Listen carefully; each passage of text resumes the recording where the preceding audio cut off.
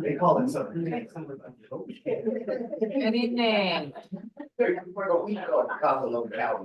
Good evening. I did it in my long voice now. Okay, the meeting of the Santa Clara Valley Open Space Authority Board of Directors is now called to order at 6:30 p.m. Can we call roll, please? Director Kenneth, Yeah. Director Flaher, Here. Director Chapman. Here. Director Annabelle. Here. Director Alexander. Here. Director Potter. Here. Director Gill. Here. All right, the meeting of the Santa Clara Valley Open Space Authority Citizens Advisory Committee is called to order at 6:30 as well. Caroline, will you please call roll? Aaron Gill is not present. Frank Kinsella. Here. Robert Sipple is not present. Allison Falwell. Here. Lauren Lewis. Here. Raj Banat. Here. Justin Fields. Here. Dan Kenny. Here. Kathy Sutherland. Here. Steve Meek, not present. Lonnie Wong Bassett, not present. Edward Von Rennen. Here. Mayor Burton. Here. Thank you. At this time, are there any members of the public who would like to address the board on any item not on the agenda? You'll be limited to 3 minutes. Are there any members of the public that want to speak? Okay. All right, so again, good evening, everybody. I will introduce myself. I am the current board chair, Helen Chapman. And so I'm going to ask all the board members to introduce themselves and just share a little bit about themselves and how they connect to the community, or if they did anything special connected to nature. I represent District 3, which is mostly Santa Clara, all the way up to El Viso and a little bit of west of downtown. And this past weekend, I went down to the San Luis Obispo area and went to the Carrizo Plains. So I got to look at the wildflowers down there, which is very nice. It was very nice. So I have a little bit of relaxed attitude because I've just come back from vacation. So, yeah, very nice, very nice. Anyway, we'll go this way. I get you're in my right. Galvin Gill, I'm the board of director of district number 7. So I actually born in India in the farming family, and during my childhood I just helped my father when he was working on the field. So that's why I got interest and then joined the Open Space Authority 2007. My name is Mike Potter. I represent District 6, which is downtown in East San Jose. I've been on the board. I started on the CAC and enjoyed that. And then my director moved away. So I was appointed to fill his seat. I've served 2 different stints. I was on from 2003 to 2010 and then got reappointed in 2013. And I've worked in as a legislative staffer for many years. Worked for a tech company, and now I'm at a large water wholesaler in the area. I'm excited to be here. Let me guess who that is. I'm Vicki Alexander. I represent District 5. I also grew up in a rural area, but in North Carolina. And so that's part of my interest. I'm a big hiker. I hike several times a week. And so I really enjoy the open space and all the parks in our area. I'm very involved with the League of Women Voters. I've run a small business for a number of years, and I'm also working part-time now for the county. And I'll turn it over to Garnetta. I was on the Joint Implementation Committee that started the work to get the legislation so we could get going here, and served on the initial board. I was off for a short while and then reappointed to fill a short time when Dorsey Moore left the board. And my interest developed out of the love for parks. And then I'm a bicyclist, so most of the country roads around here, I bicycled. And so being able to preserve that view shed was always very important to me. And also, this is a fantastic area for, I did backpacking, I did Whitney and a couple of other mountains and in my day. And this was a great place to train if you want to get out and really get as far as you can get. So the Open Space Authority has been very, very important to me personally. Hi, my name is Mike Flauher. I represent District 2, which is Berryessa, Milpitas, all the way out to the county lines to the north and to the east. And there's not many people out there. So, kind of got started in all this a number of years ago, around 2001. We're doing work with county on Penitentiary Creek Trail over in my area. I live about 200 feet from Penitentiary Creek. And it was a county trail, so I never got as many hours with that volunteer effort as Kitty Moynihan. I was behind by about 10,000 hours. If you can imagine. They did about 6,000 in all in that. And went on to do stuff in other interests I had. I grew up in Indiana, in town, you knew everybody, because there was only like 900 people in the whole 1 square mile of town. So we always played in the woods and outdoors and other things. And that's where my interest started in trails and open space. When I went to Europe and lived in England for 5 years, tried to hike as much as I could and get out and camp and get around the countryside. And I've always had an interest in this, and it wasn't until after I'd done 16 years in the Air Force and another 20 with the National Semiconductor that I had a chance to really be around enough to do the work that needed to be done to help everybody out as they in the community needed the open space and trail connections to make that work. I did spend also 13 years on the Bay Area Ridge Trail Board and tried to connect all that I could in those days. And so it done a lot of work, even as much as being in the District 4 Council office for the city of San Jose. Margie Matthews was there the second time. Continue to make trails and open space a priority in my life. I'm Alex Kennedy, I represent District 1, which is basically everything that they're not. Most of our lands are in my district, so they're. Grew up in San Francisco, another small town, and right off Golden Gate Park. So early on, I appreciated open space such as it was, and as any city can offer. And spent a lot of time in Yosemite as a kid as well, and like a couple of years in Switzerland, where open space is treated entirely different than it is in this country. And so, without going into too much detail about the thing I've done, I've been with the authority in one capacity on the CAC from 99 to 2001, and been on the board since then. So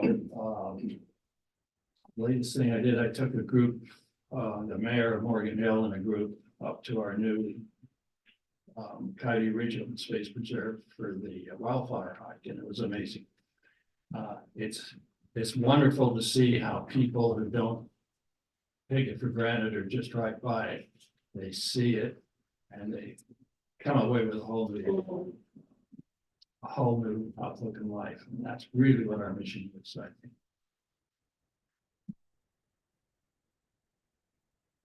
All right, CAC will do the same with introductions. I'm Justin Fields.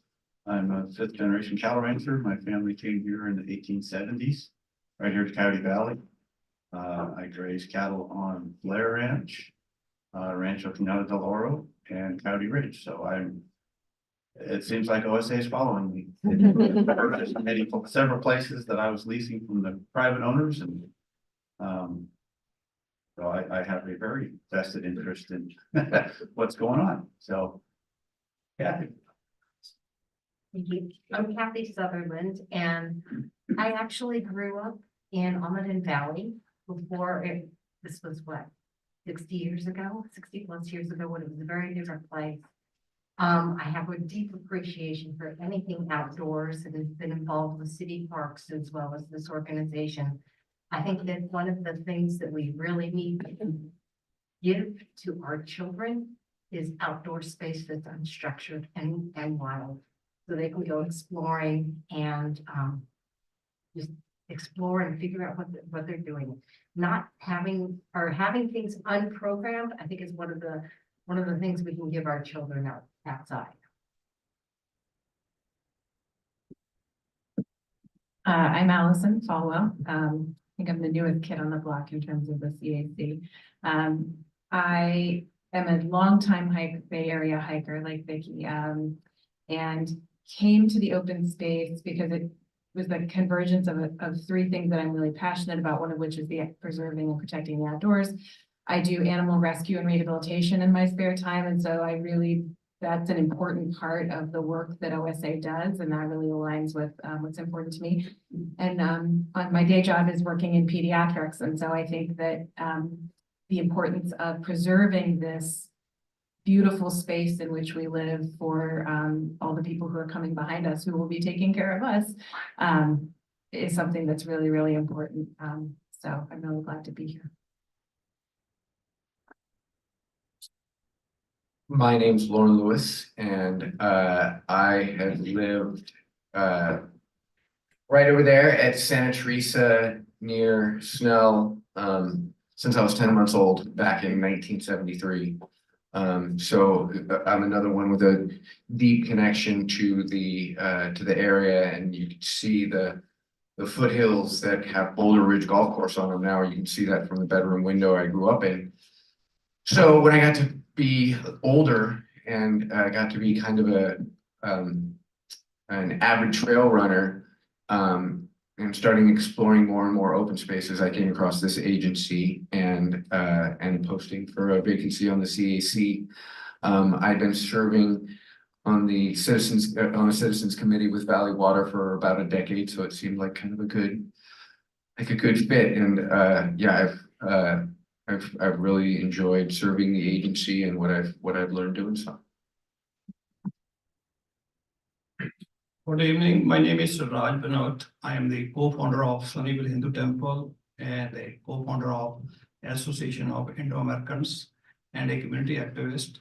I am a resident of Evergreen for last 44 years.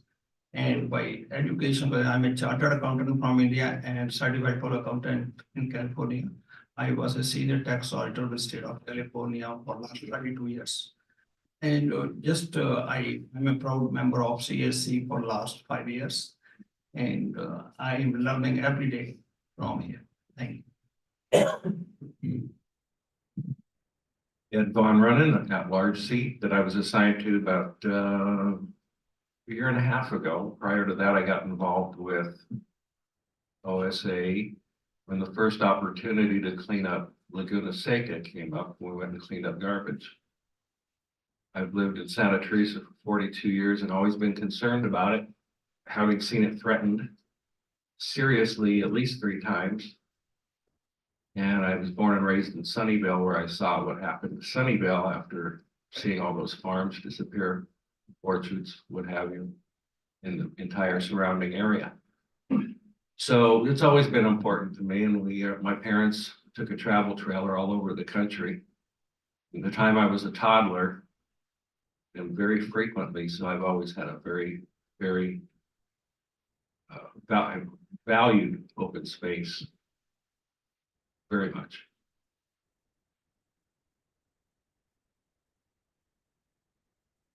Frank Kinsella, been resident for Berryessa for 50 years plus.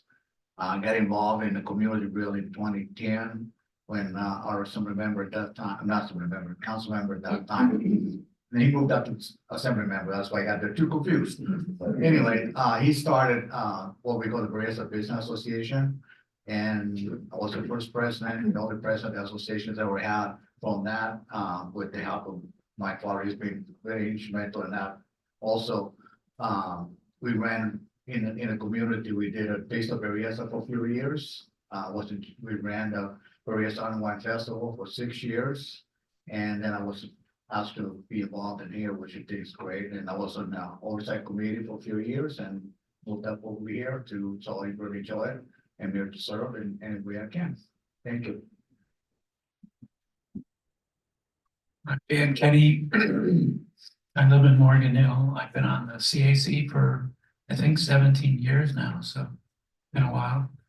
I enjoy hiking and getting into the outdoors and get involved in politics from time to time too, so.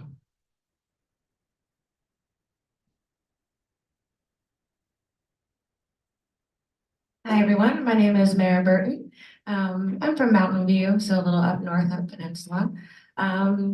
I've been part of the CAC since 2021. I was invited to join the Citizens Advisory Committee by Shay Franco-Clausen. It's been such a pleasure to be able to represent communities and people of color, just, bring some diversity to the Citizens Advisory Committee as well. And just kind of be a voice for other citizens. Some of the other positions that I hold, I'm a board member for the California Environmental Education Foundation. I'm also a board member on the Tech Advisory STEM Pathways Committee here for the Tech Museum in San Jose. And I promote green careers for a local water wholesaler that you might know as well. Some of my background, avid hiker, camping, Walden West. So when all my friends were going to Cabo for the weekends and, spring breaks, I was going to Walden West to be a science camp counselor because that was my happy place. I'm also certified by Bay Area Wilderness Training as well too. And that is an organization that helps to bring students of color out and do free camping as well. So just kind of here, I'm also an educator. I have a long, you can check my resume on LinkedIn. You can LinkedIn me on LinkedIn, everybody. But yes, just really happy to be able to, represent and have a voice here. So thank you. All right, fantastic. Okay, we're going right into the business item number 1. We have a presentation on the proposed, and I'm going to say this right, Notorious public market and food hub near Morgan Hill from Joe Ranieri of Tiro Mico Farms. And Aaron, you're going to do the presentation. I'm going to present him, who's going to do the presentation. I'm just here to welcome Joe to share his project. I wanted to frame a little bit for the board and the CAC, why we're having, guest presenters come and share their work.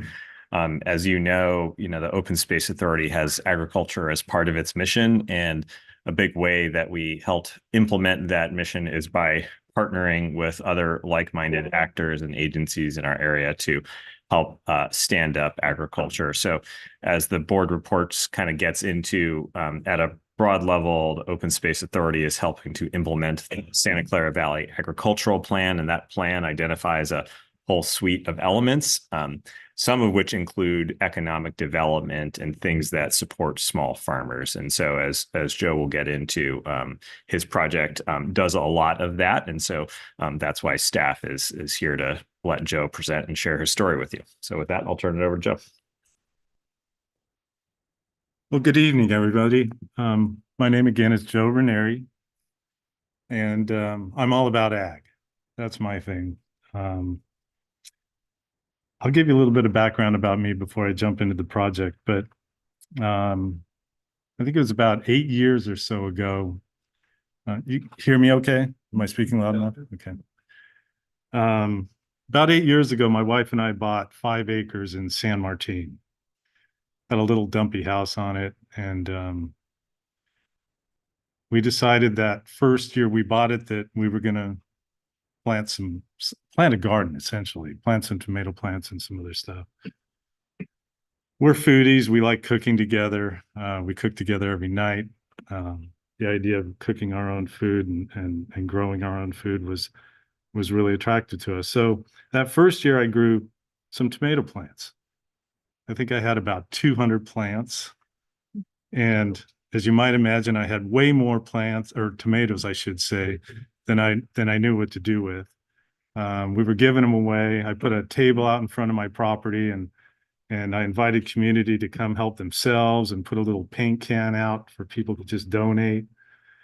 Fast forward to today,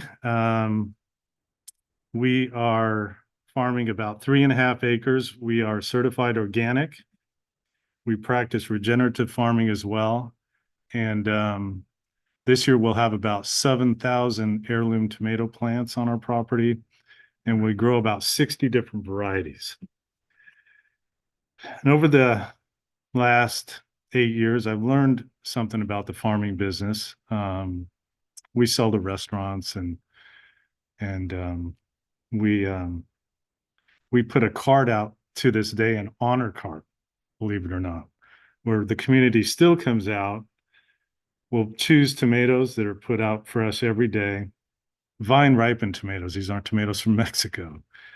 And people will weigh their own tomatoes, help themselves, weigh their own tomatoes, put money in a can, and Venmo us.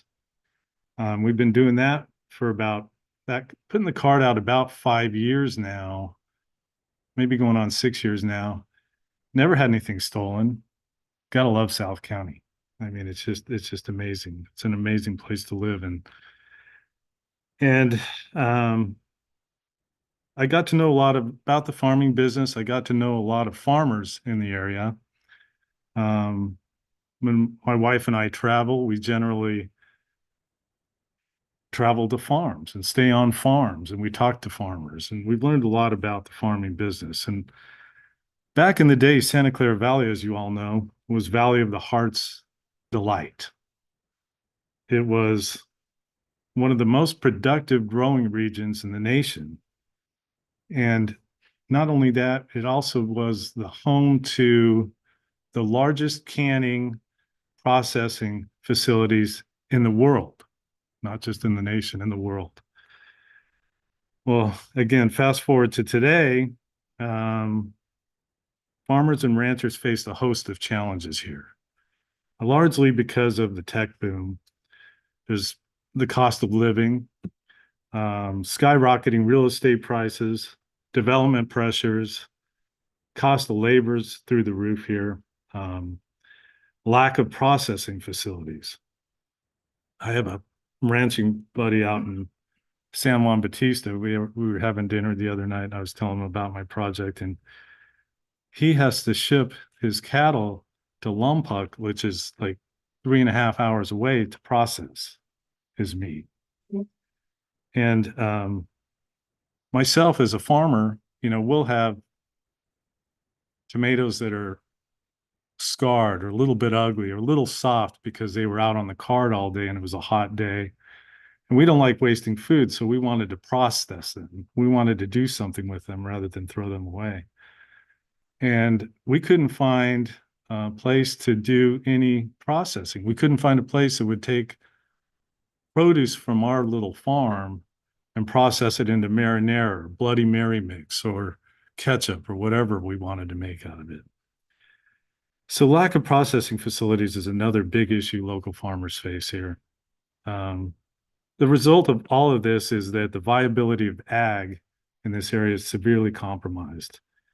In the last 20 years, we've lost close to 50% of the farms in Santa Clara Valley. So what I'm presenting tonight is a project called Fattoria in Italian, or Fattoria. That's probably how most people will pronounce it, but it means farm in Italian. Farm, public market, and food hub. What's that all about? Well, what I've learned over the years is that you guys, a lot of the local cities and stuff, are doing a great job of preserving land, agricultural and open space for conservation purposes and things. But not a lot's being done to help local farmers and ranchers and other ag producers and food processors here. This project is designed to help them. And I hate the word, public market, because these around here, when you hear public market, you think of like San Pedro Square Market. To me, that's not a public market. San Pedro Square Market is essentially a food hall with a bunch of bars. And, you know, I hate to say it, but even the same is true for Oxbow Market up in Napa. It's a lot of restaurants and stuff. I think they've got one produce stand in there. What I'm talking about is a public market that will be a year-round indoor space where farmers, ranchers, dairy people, and other food producers can direct sell their goods to consumers. There's a reason why farmers pop up in parking lots and all over the place. And I'm a big fan of farmers markets. But the reason they do that is because when they sell direct versus going through traditional agricultural distributions processes, they put a heck of a lot more money in their pocket. But it's very difficult to be popping up in parking lots and selling stuff that way. I've done it. I've tried it. And believe me, packing up, hiring somebody to man the station, break it down after several hours, maybe do that in 2 or 3 spots around the Bay Area. It's rough. Farming's hard anyway. So what this project's about is giving them a year-round indoor space to sell their goods direct to consumer. It's going to be managed by a 501(c)(3). We formed Fotoria Community Foundation, and we want them to manage it. And the reason why we want a nonprofit to manage it is so we don't have economic pressure of making a buck, and we can offer spaces for the agricultural producers to sell their goods at the least expensive rate we can offer them, below market rates. So we want a management in place that will make that happen for our producers. One of the things you're probably thinking is, well, not everybody produces year round here. You're right. A lot of the farms are just seasonal. We will, as part of the project, we will have outdoor canopied areas as well for seasonal producers that might only want to sell their stuff direct to consumers maybe a couple weeks a year, a month or 2 months, or maybe even a couple days. But there'll be places to accommodate just about any level of farming that people are doing. Another big part of this project is a food hub. Well, what's that? Well, I'm a tomato farmer and small tomato farmer, but we grow some really good tomatoes. But I'm never going to be able to sell myself to somebody like Google Commissaries or Morgan Hill Unified School Districts or places, institutional buyers like that, because I don't have the consistent supply that they're looking for. But if I could team up with a bunch of other tomato farmers in the area, maybe we could sell direct to some of the bigger buyers and be players in that marketplace. So one of the purposes of the Food Hub is aggregation, helping farmers connect, helping farmers join forces so that they can supply some of the larger accounts that are out there. The whole idea here is provide new economic opportunities for our agricultural producers. The Food Hub will also provide other facilities. It'll have wash stations. We'll provide cold storage, dry storage, packing facilities. We'll have processing. So if I have tomatoes that I want to can, I can can them. I have a place to do it. And the marketplace will be a health code compliant place for that to happen. It's expensive to purchase that stuff. And the reason why farmers aren't doing that on their own is small to medium farmers don't have the resources. So having this Food Hub will allow us to, or allow these farmers to scale and hopefully grow their operations and be successful here. And maybe even we can cultivate and encourage new farmers to want to farm here. we have the public market, we have the food hub. We also have other components that are kind of fun as well. For example, we want to do a post and beam barn on the property, old school monitor style barn where we can hold events, both public and private events, festivals, agricultural related activities. But it'll also serve not only as a venue for events, but it'll also be an education center. We will offer classes in composting. We'll offer courses in how to reduce food waste. We'll offer courses in food safety and food handling for people who want to farmers who want to utilize the food hub but may not be certified to do that. So it's going to become an educational center as well. You know, one of the things I come across all the time, and I'm a certified organic farmer and regenerative farmer, is a lot of the farmers farming would like to transition into that, but don't have a lot of background in that. And they'd like to learn more about it. We will provide a place for them to do that. There'll be a greenhouse tasting room on the property as well. What is that all about? Well, we want to promote seasonal buying. We want to promote people buying food that we're growing here locally, seasonally. And we want to provide a space where people can go and try seasonal prepared foods and get inspired, and maybe encourage them to go out and buy seasonal foods from their farmers in the public marketplace. So within hours of being harvested, you could actually sit down and have a meal that is whatever is grown seasonally and prepared by a local chef. We've even toyed with ideas, and it'll be a fixed menu kind of thing. This is not a restaurant.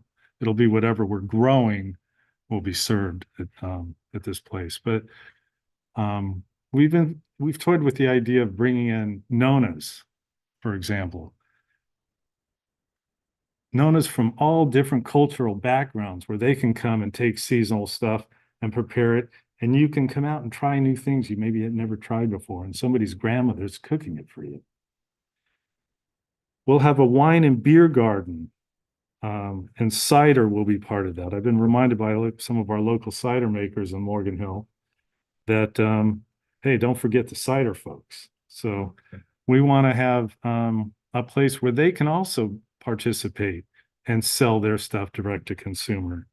That's separate. Some of these small wineries and producers don't have a year-round space. A lot of them barely have a space indoors at all, the tasting room indoors. So we'll give them a place as well.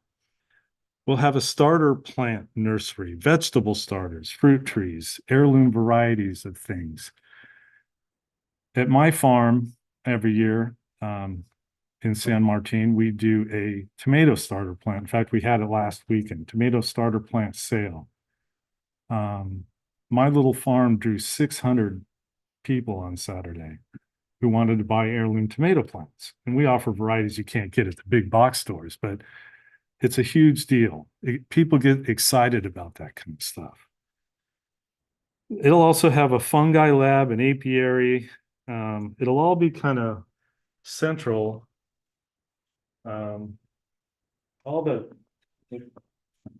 the infrastructure will be surrounding a central piazza area, which was kind of inspired by the piazzas we see in Europe, where people can gather, communities, kids, families can gather. Little old men and old ladies can sit on gossip benches and talk about their neighbors and just get together and bring the community together as part of this project. And it's being designed to be self-sustaining. We are going to create our own energy. We're going to do solar and wind on it. We're going to use biospheric design processes to bring nature into the project as much as we can. And I know you're probably wondering, well, where is this going to take place? So we have secured 26 acres on the southeast corner of Tennant, right here, and 101. This is all a farm field right now. It's okay. It's okay. So it's 26 acres, and interestingly, it's owned by the city of Morgan Hill. But it's outside the city limits. Morgan Hill originally bought the property thinking that they were going to put baseball fields there. And county said, no, we're not going to rezone it to allow you to do baseball fields. They said, well, how about if we annex it? County said, no, we're keeping it ag land, can't annex it. So the last 7 or 8 years, they've been leasing it to a local farmer who's been farming it occasionally. And they put out a request for proposals, and I put out a proposal for my project. In November, City Council entertained my project along with somebody else wanted to do a solar farm on the property. Another project was what I call agritainment project, where they wanted to do these little blow up, pop up things and do pumpkin patches and Christmas tree farms and that kind of stuff. Long story short, the council took this project and unanimously approved it. And each one of the council members stood up and said, this is what we need in this area. We need to help our local farms. We need to help agriculture. We need to bring it back and make sure that it doesn't just survive, but thrives here. So they approved the project, and here we are. We have 26 acres now to do this project on. We're doing a long-term lease right now. We do have an option to purchase the property at any point during the term of the lease. We've told them we're happy to put an ag easement on it because we're not doing anything on this property that's not ag related, and that's fine. Bring it on. I'd love to see an ag easement on the property, actually. In fact, I presented to the land trust yesterday, and they're willing to help out and fund it. So we have a location. It's highly visible. It's central for not just farmers in Santa Clara, but we could draw farmers from other local farmers from Monterey County, San Benito, and all over the region. So I think at the end, this project is really a catalyst for keeping agriculture alive. It achieves a lot of what the ag plan goals and objectives are. It addresses a lot of the food system issues that we have in the county. And it does this by helping our local producers protect and preserve. We're helping our local producers, which protects and preserves farmlands, ranches, and other ag property for now and for future generations. We strengthen our local producers, assuring food security and providing our community with a consistent, accessible supply of healthy local food. And we educate the community and farmers about the benefit of climate-smart agriculture that works with nature, not against it.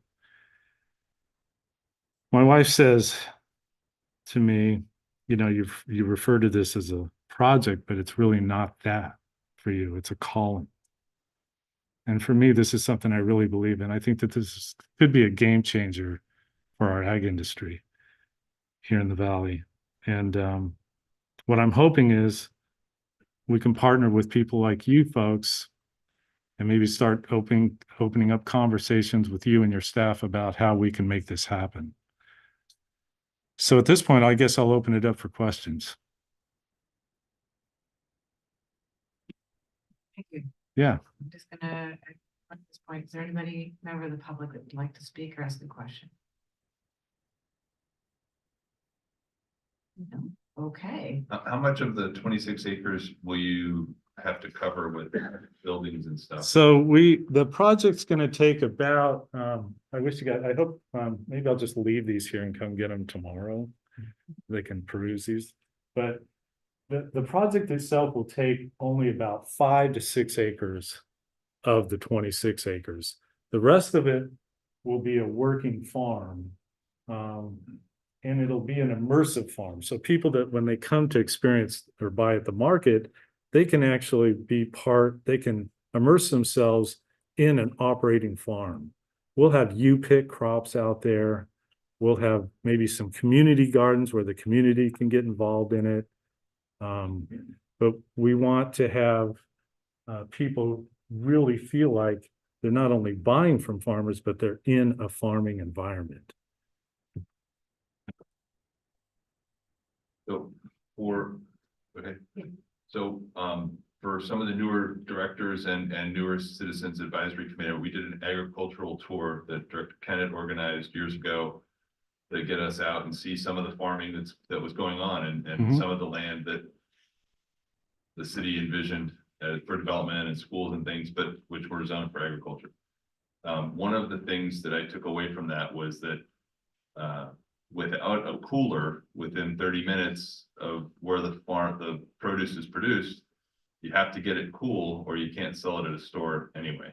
Right. So they said some of your agricultural land might need to be for things like that if you want the other agricultural land to be actually used for agriculture. That's correct. So I just thought I'd restate that Right. for folks, but I was excited to hear that you were including a cooler and you're not too far from the airport, so you could even become an export Right. pad, Yeah. you know, chill it and then send it on a plane. Well, part of the vision of this project is to localize our food. I mean, I don't know about you, but the tomatoes that come from Mexico, they travel 1,200 miles and they're treated with a cocktail of probably 12 different chemicals and they're picked green. And by the time they get near their destination and they're gassed to turn them red and they're stocked on a supermarket shelf, no wonder people are like, this tomato tastes like crap, right? I mean, it really, we need to localize our food. We need to eat healthy, locally grown, nutritious food that we're producing here. And guess what? It keeps our local dollars here too. Thank you for great. I like to grow tomatoes too, so. Yeah, I love tomatoes. So Mr. Plant Sale, but I can get you next week. we still have some plans. There's nothing like a fresh tomato. Yeah, It's just yeah. not the same. Vine But you're a ripened. Strip on farm, so I get it, and I applaud you for your efforts. Because one thing I did share is my day job. I work for the city of San Jose. I work for a council member that represents District 2, and so you probably know we hear from a lot of people that say agriculture is not viable. Right. We need to sell it. We need to Right. build over. We need to, Right. now we get the same development proposals. So I understand.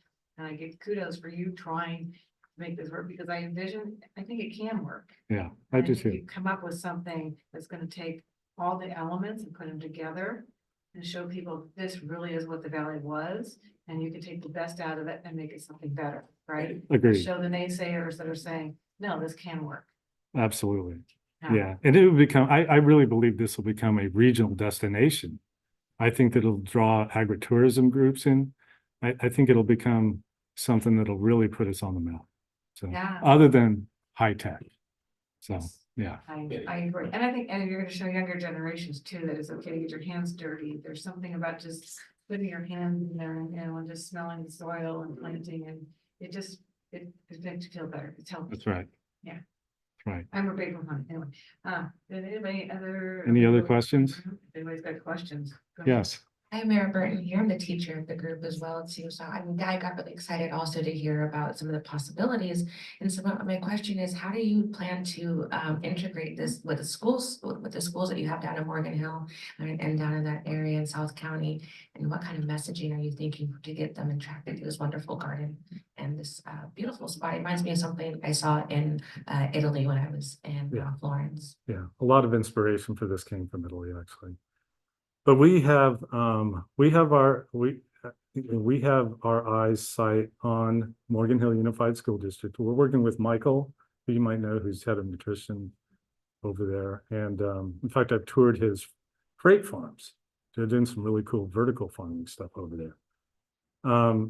They are all over buying from local farms. They are setting an example that I'm hoping will translate to other schools wanting to jump on the bandwagon as well.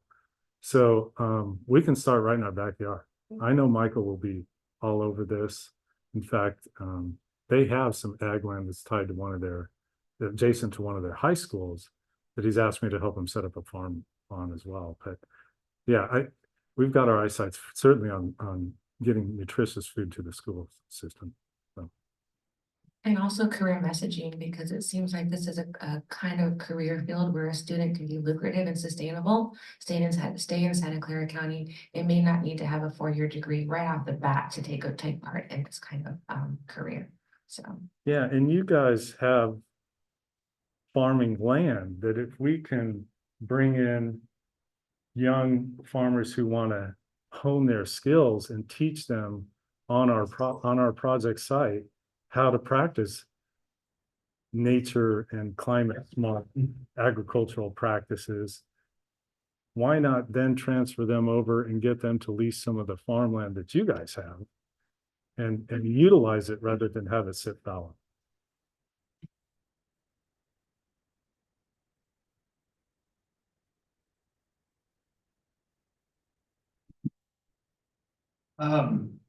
There was a middle school teacher at Britain, Joe Ranieri, in relation. No, No. unfortunately, no. That's fine. I get asked about that a lot. Do you? There's somebody that owns like a trucking company too. Oh. Not related to them either, but I'm listening to what you're talking about, how, certain crops aren't always in season. I think that actually can be a good thing because it leads to anticipation. People think, okay, this is coming in season at a certain time. yeah. And it's because it's the same thing. We sell some grass-fed, grass-finished beef, Yes, and they're only ready at one time of the year. Yeah. Grass is just drying, turning brown. That's when they're ready for harvest. right. And so I think there is some, potential to make that, a desirable thing at times for certain crops. Not all of them, but for certain crops. Oh, most certainly. Yeah. Yeah. You see that in places like Italy, where if you're in a village in Italy, you wouldn't think of preparing a meal where you didn't source everything that's being grown locally. You wouldn't go to the next town and buy it. No, that would be a big no-no. We use what we grow here and we make meals out of whatever is seasonal. And we need to get back to some of that. And you're right, the anticipation makes it kind of exciting. And you know how we look forward to cherry season, for example. Mm-hmm. I mean, same idea. So, I'm curious that you presented to the Morgan Hill City Council. yes. So is there any interest in their retaining the land and then having the 501(c) find the money for the construction of the building? Or are they looking to- They're really not interested in this. This is a big project with a lot of moving parts, and I don't think that they're really interested in trying to manage it. Well, so in my agreement with them, I will pay ag land value. In other words, ag land value as it sits now, not with the improvements we're going to do. I don't want to pay for them twice, obviously. So they've already agreed to sell it for what it's worth, and that's ag land value. We haven't negotiated a number because I haven't exercised the option. It'll probably depend on the time and what the what farmland is selling for at that time. I think that sounds wonderful. Do you have some sort of timeline for when we can expect to see something? Will it be done in stages? So we're probably going to have to scale this project. As you might expect, we're in the throes of doing a lot of grant applications right now with the USDA, the NRCS. I don't know if any of you know, you probably do. Julie Morris, the ag liaison for the county, is working with me on that. Things are moving along from the development side, but realistically, this is a 3 to 5 year project. I mean, just to get through permitting and entitlements, even with the county's support, is going to take some time. So people are saying, well, you'll never, I mean, all the hoops you'll have to jump through. And I say, bring it on. I'll make it happen. So I'm willing to spend the time and energy.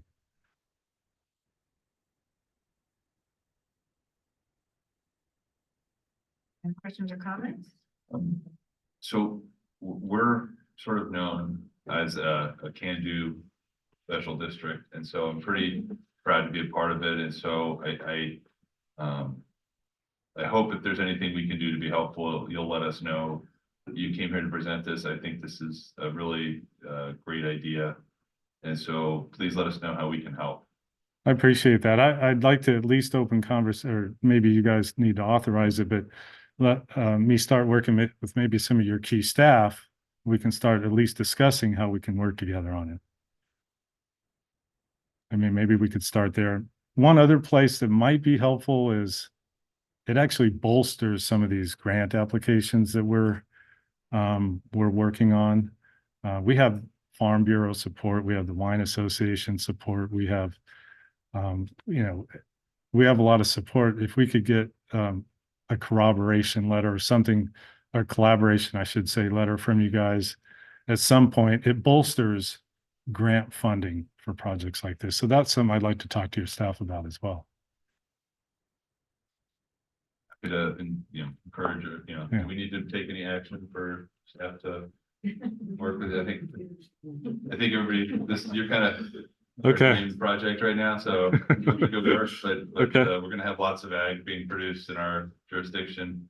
I'm glad you went north from San Martin instead of going south. If you were in Gilroy, this would be a very complicated conversation. That is not in our jurisdiction. So actually, Gilroy caught wind of it, and they were trying to entice me to do it closer to them. But they were your but we're only 5 miles from your offices. So Have you checked to see if this is eligible for an open space grant? I have not. I would definitely ask that question when you talk to the staff. Okay. And did you know Dave Robeson over there on Murphy Avenue in Morgan Hill? Somebody else asked me that yesterday at the land trust meeting. He did what you're doing there, a couple of acres there for many years. Yeah. Thousands of varieties. Oh, he passed. Did he? Did. Yeah. Several I heard stories about him, and he grew some really good tomatoes, I heard. Yeah. Come to our stand. I think you'll like it. I was gonna try and make your event last week. Yeah. Yeah. But thank you. it gives me the kick in the butt to go do it. Well, let me know. I'll give you a tour of the farm too. I'll look up your hours. I Yeah. don't wanna put anybody up. Thanks. All right. Great idea. Well, thank you for your time. I appreciate it.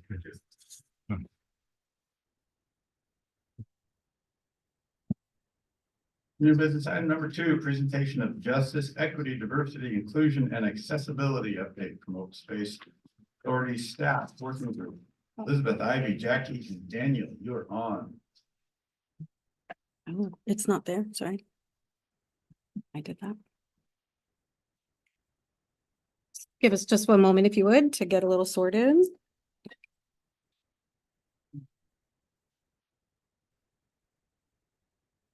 We'll also let a few people in positions shuffle out. Just line up over here. Okay. Good evening, directors and committee members. Our JEDIA staff working group is here to share an update on some of our accomplishments from the last year that we're very excited about. It's been just about a year. I think it was last March that this group also provided an update. So that's what we're here for. In our presentation here, we'll refresh you all on our JEDIA staff working group and how we approach this work, but then we'll also take you through the highlights that we've kind of categorized into these 6 categories. They touch down across all departments and are hopefully things you've been hearing about through other presentations and updates, but we're just wanting to bring them together through the lens of our JEDIA commitments. And I realized I forgot to introduce myself, Elizabeth Loretto, Administrative Operations Manager, and I'm joined with 3 of our staff working group members who will all introduce themselves along the way too, but we have Ivy Rylander, Jackie Latham, and Daniel Turner. Just a quick refresher, we here at the Open Space Authority use JEDIA to describe our work in the collective areas of justice, equity, diversity, inclusion, and access or accessibility.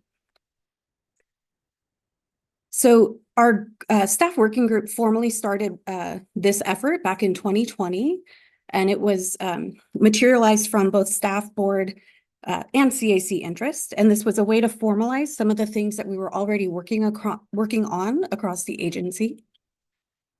We will also acknowledge that the nationwide attention on the need for inclusion, diversity, equity, and justice really brought this to our staff's forefront. The first series was a collaboration between staff, board, and CAC members held through public meetings. We had some great discourse. We did some learning together. And the outcome of that helped us create some framework and ultimately a commitment statement and kind of our roadmap forward for how we're really bringing our intentions for JEDIA to this. And so with that, I'm going to hand it over to our next staff member. Good evening, directors and committee members. I'm Jackie Latham. I'm the Grants Program Coordinator and one of the members of the staff working group. Nice to see you all again. So this is a visual to kind of show some ways that we think about how these values align and engage with our work. So there's times where us at the authority that we're leading through action. Sometimes we're standing in solidarity with someone else who's kind of taking the forefront. Sometimes our role is to make space and listen. Sometimes it's acting in support, and sometimes financially investing. That work that started in 2020 with many of you came together, and we came up with this statement to kind of represent these values. So we have accessible, collaborative, and accountable processes to engage the diverse communities we serve in our programs, projects, careers, and governance opportunities.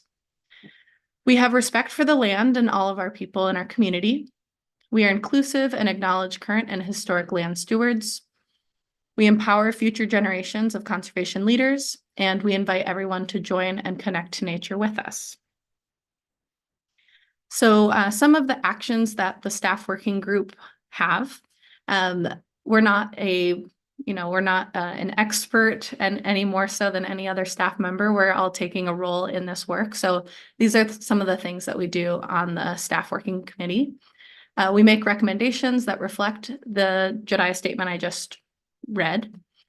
We research, gather, and recommend for things like training and other resources. We ideally are modeling the JEDIA principles in our work and in our interactions with others. And we contribute to the completion of the JEDIA milestones reflected in the annual work plan. We also we present information pertaining to JEDIA to groups such as our management team, you all, and partner organizations. And we act as liaisons between the staff working groups and our departments. So we bring back updates and bring back suggestions and feedback and kind of work between these groups. So each year there's a few focuses that the group's really focusing on, in addition to all the other things that I just mentioned. So the 3 areas of focus this year are to refine our key actions list, which is a specific, very detailed list that goes into really each area of our departments and people's roles for how our work relates to JEDIA. So refining that list and formalizing the process of implementation, implementing JEDIA training and plan for that for staff, board, and CAC and volunteers, and develop an approach and process for incorporating DEI considerations into the agency's everyday work and projects. So I'm going to hand it over to Ivy. Thank you. Good evening, directors and committee members. My name is Ivy Rylander. I'm the Office and Facilities Coordinator. So I'll start off with language access. The authority began working with new ethnic media consultant Amaridia, who connects the authority with diverse groups in our jurisdiction through in-language, in-culture marketing communications. This has included the transcreation of online ads celebrating Lunar New Year in Vietnamese, Chinese, and Korean. The authority's 30-year impact report story map has been transcreated into Spanish, Vietnamese, and Chinese. The authority has translated the dashboard kiosk of Mayano Yakima Coyote Ridge into Spanish, Vietnamese, Chinese, and Tagalog, which visitors can access through QR codes on the English kiosk. The Butterfly Pass system also has been translated into Spanish, Vietnamese, and Chinese. This brings us to tribal relations. Volunteer and education events utilize the authority's land acknowledgement at the beginning of stewardship and volunteer programs to acknowledge the original stewards of the land and current authority partners, the Amamutsin Tribal Band and the Muwekma Ohlone Tribe of the San Francisco Bay Area. Staff is working to refine the process for tribal access to authority lands for cultural and ceremonial uses, streamlining the process and removing barriers to access. For community outreach, the Coyote Valley Conservation Area's Master Plan project is now scheduling site visits with community-based organizations to engage more diverse perspectives in the visioning phase of the project. And authority staff are participating in new outreach to events to reach new communities. And I will pass it to Daniel. Good evening, directors and committee members. I'm Daniel Turner, the Open Space Technician 2 here with the authority. And I'm going to review the accessibility improvements that the authority has accomplished in the last year. The authority board has adopted the authority's Americans with Disability Act ADA self-evaluation and transition plan, identifying implementation and improvements to programs, services, communications, and physical barrier removal projects starting in the fiscal year 2024-2025 work plan. The authority's planning staff has been prioritizing accessibility in all recent projects. This includes the design and installation of trail markers at Mount Yakima Coyote Ridge Open Space Preserve with information for accessible trail users with trail characteristics. To communicate the construction of an accessible bridge and day use area at Rancho Cañada del Oro Open Space Preserve is nearing completion. The ribbon cutting is early June, around I believe it's the 8th. The authority has secured funding and advanced planning for construction of accessibility improvements at Coyote Valley Open Space Preserve. And then do the next. There we go. Educational programs are focused on creating and implementing more accessible and inclusive programming for individuals with mobility impairments and development disabilities, such as shorter hikes on ADA accessible paths, incorporating touch, smell, taste, educational resources, and sensory sensitive programs. Communication staff has begun the implementation of an ADA compliance software on CEDO for the authority's website.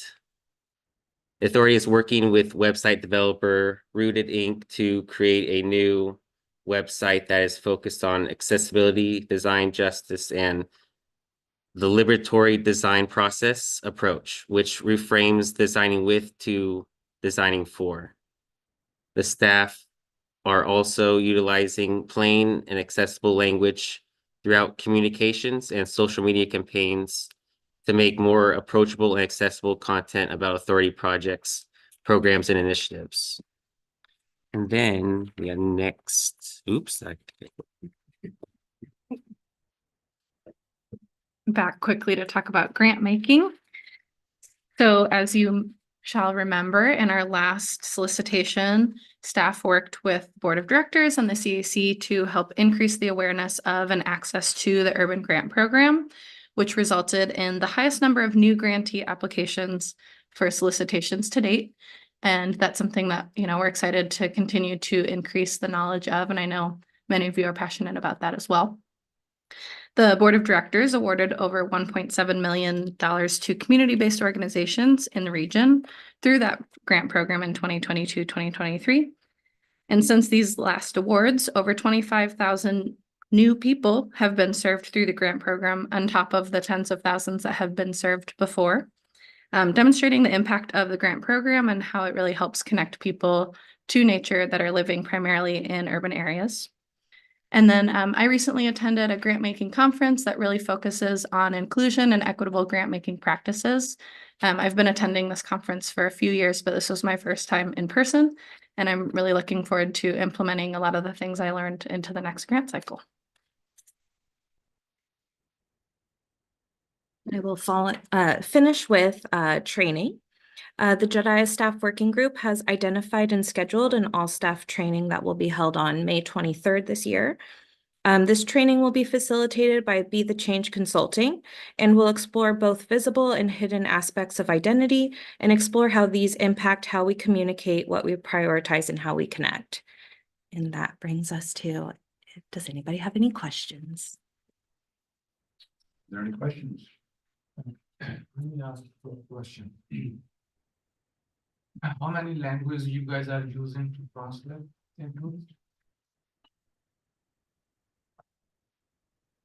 I'm not 100% sure that the four of us know the exact number, but I believe it's between 6 and 8 or so. English, Vietnamese, Spanish, Cantonese, and Tagalog. So I guess that gets us to 5, or Tagalog, sorry. What kind of metric you are using to translate? So might be a lot of visitors or readers in this valley, or how you can calculate those kind of language? The languages have been identified through the cumulative research we've done over the years, all the way back to the Understanding Our Communities report, version 1 and 2, as well as working with our ethnic media consultants, Ameredia, who have a great lens into this kind of data for our region and can help us identify what those most prominent languages are. I didn't see any South Asian, any languages using it. You are correct that we did not declare any of those languages today, and I'm not 100% sure what the gap is there, if it's just a matter of we haven't gotten there yet with those consultants.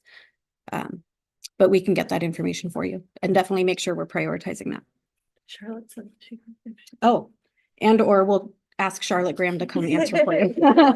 She's not scheduled as part of this presentation, but we'll take her input.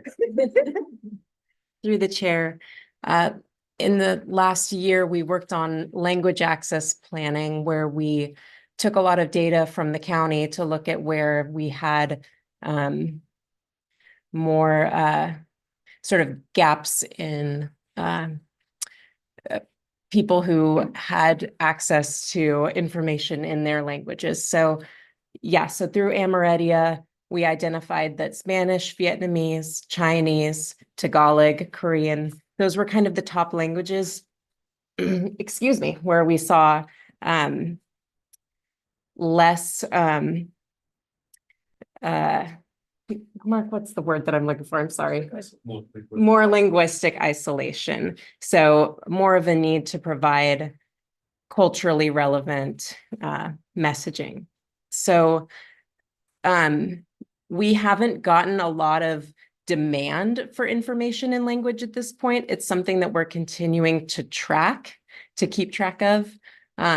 It's all been a little bit of trial and error to see how much response we've gotten. But what we have seen is that the information that we've put out in Spanish, Vietnamese, Chinese has been very well received and gotten quite a lot of viewership, and it continues to grow. So as we see more demand, we could be doing more in other languages.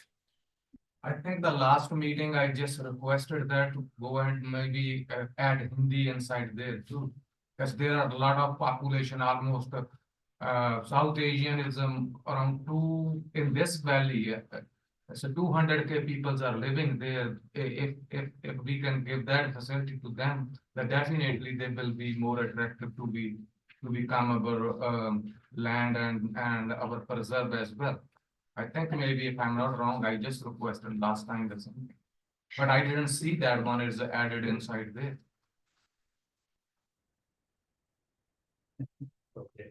Thank you. I have a question also, because it's a follow-up question of Dr. Gill. how often actually county reports are updated? Because there's so much South Asian population is there. And even last year, you are saying from last year you used that data. I don't know if county has a recent data or it be 10 years back data. Because if you see the recent population growth, and that I agree with that, that language should be included without asking for it. And if we have to ask it, this means either county data is not correct or we are, I don't know where we stand. Sure. Do we know what the county's data was from? I Roughly? can tell you, county data South Asian is 200K, around 200. I believe, Santa Clara County. I was asking, sorry, Charlotte, when the data we based our information was gathered. Was that, okay, yeah, the 2020 census data. Okay. So, No, then my question is, without asking, it should be, prefer to have an update. understood. Thank you. Is there a comment? Yeah, I have a question. I had a comment. Go ahead. Mine's more of a comment and a little bit of question at the end. First of all, I want to say that I think your social team is doing an amazing job. I really appreciate the way that you've been engaging with the audiences.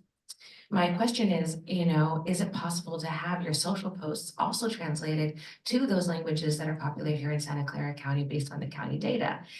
You could have the same picture in English, then Spanish, then Vietnamese, then just rolling down. So that way people could, in multiple language also take part in the fun Taylor Swift puns that are going on as well too. And just another way to engage people in social media in other languages as well with the same post, but just different same messaging, different languages, so just a different way to expand, but wonderful. And thank you so much for taking the feedback that we had and using the Santa Clara County data to have the multiple languages. That's interesting standing. Thank you.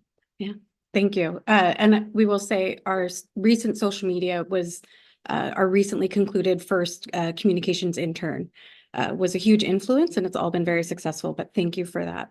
So I hope that you're heavily recruiting. Well, Similar skill sets and abilities that you can leverage to continue the social media outreach that you have been doing. Absolutely. Our internships will be going live in the fall, but right now we do actually, I'll just put it out there because I can, have a communications coordinator position that landed in all of your inboxes on Tuesday that we would love your help with finding some of that great talent to bring to our team. Allison. Thanks, Justin. This is great. Thank you for sharing the updates. One question, I think it's great that you're doing all of this work to translate written assets into other languages. One question is, for example, at Mayano, Yakima, Coyote Ridge, in March through the end of May, I believe you have, on the weekends, you have to do a docent-led hike. Are there hikes that are facilitated in languages other than English? So thinking about language support that's not written but oral for some of the interactive activities. It'd be great to get an update on that. Yeah, that is a really great question. And I don't 100% know the answer. I don't know if any of you do. Nick does? Yeah, Nick. It's just a party here. It's a good thing we have a lot of staff. We're jumping ahead through the chair. Nick Perry, Long Range Planning Manager. We are planning Vietnamese and Spanish and language hikes at Mayano, Yakima through the Coyote Valley Conservation Areas Master Plan engagement. We have a tentative date set with the Vietnamese American Services Center, and we're still looking for a nonprofit partner to do the Spanish and language hike, hopefully in May or early June. Yeah, and sorry, if I may, I'll just also, Jackie whispered, add in that some of our grantees do bring their audiences out to our preserves and offer that kind of in-language service and through educational hikes and opportunities. But again, thank you for the recommendation for us to look at how we can do more of that. You mentioned the training that you're going to about Janaya. Would it be possible to bring back some of those insights to the CAC? Because I think if we could hear about what we should be looking for, it's easier to see it.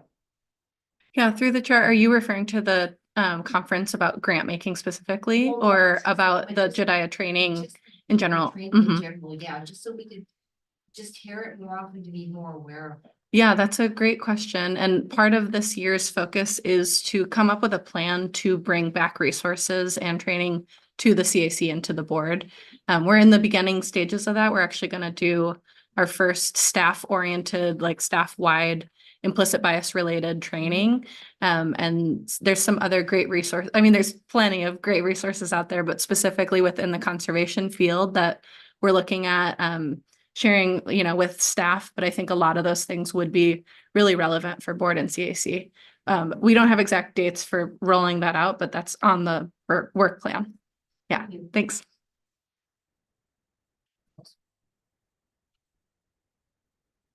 Okay, any public comment? Doug, you got anything? No, thank you. Okay. Thank you. Thank you. All right, we are now moving on to new business item number 3. It's an informational item on the Coyote Valley Conservation Area Master Plan Spring 2024 update. Nick Perry. Yay. Good evening, everybody. I'm back. Nick Perry, Long Range Planning Manager, Coyote Valley Project Director. I'm happy to be here tonight to give you an update on all things Coyote Valley. So let's get started. And I'm going to be tag teaming a little bit with Aaron A. Bear. He'll be joining shortly to talk about some of the slides that we're talking about today. So what the presentation will cover, I'll start by giving an update on the Coyote Valley Conservation Areas Master Plan, some project background to get everyone up to speed, a recap of what we did in 2023, and then sharing some upcoming milestones. And then I'll turn it over to Aaron to talk about some related project updates. And then you'll hear back from me again to wrap things up, and we'll have time for questions and discussion at the end. So I know most of you have seen this slide before.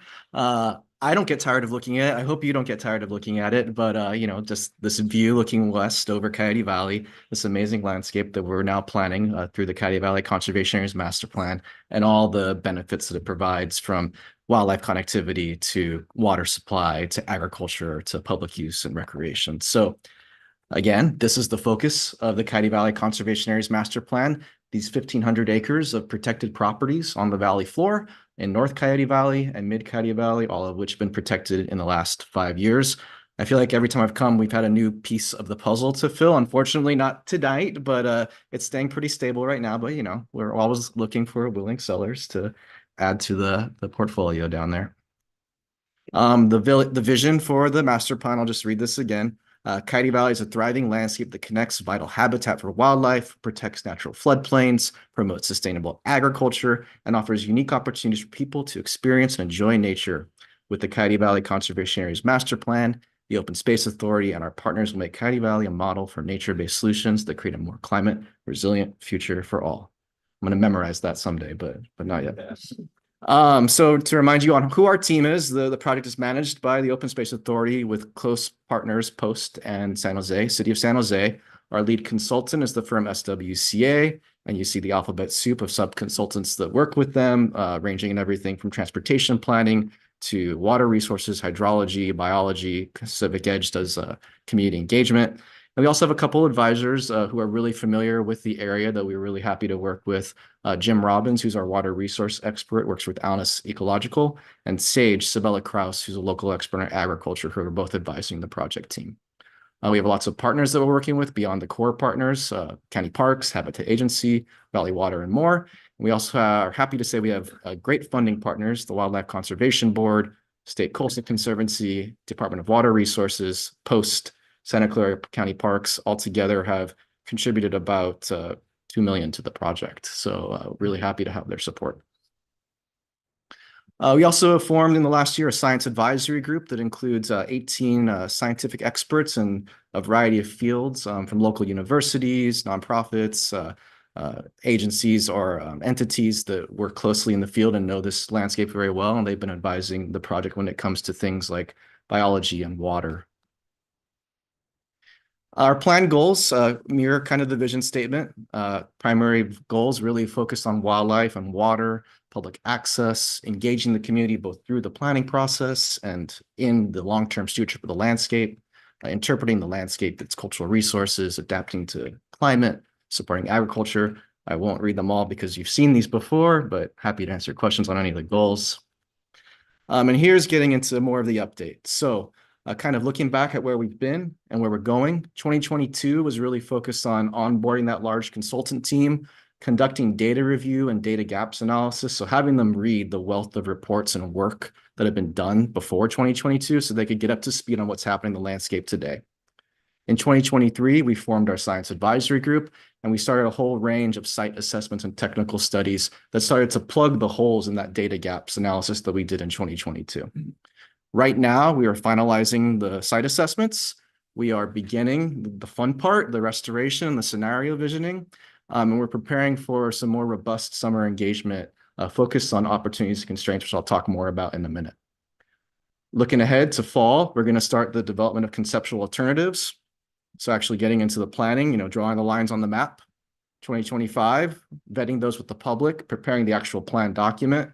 2026, releasing that, doing environmental review, and then by early 2027, coming to you all again, hopefully to have that EIR or whatever it is, authorized, certified, and adopted, and we can start going with the plan.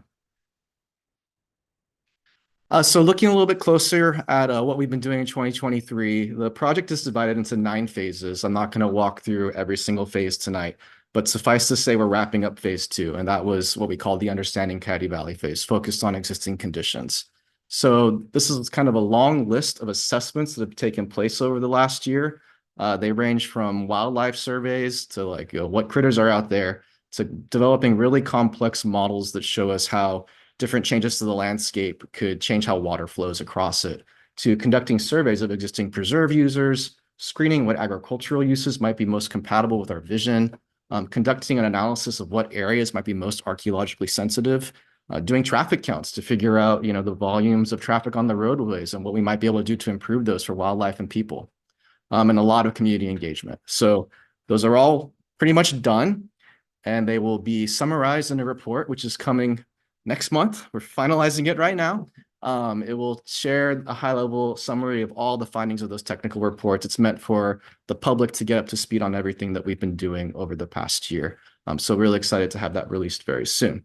It's not done yet, but I wanted to share kind of a selection of findings from the report to give you a taste of some of the things that we've been discovering over the past year. So this isn't a comprehensive look at what's in there, but more of a preview, I guess you could say.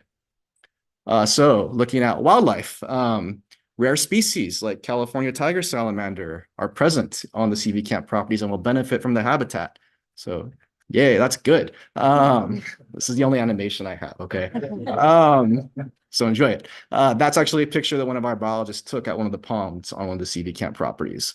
On the flip side, invasive species like red-eared sliders are present and will require management, and that's bad. And so, people have a tendency to skip their turtles and then they put them in a pond that they see, and we got to carefully manage that. Right now, the good news is that they're not prevalent. We could easily kind of take care of the ones that are there, but there's always the risk of that happening. So with a landscape like this, we have to plan around those invasives.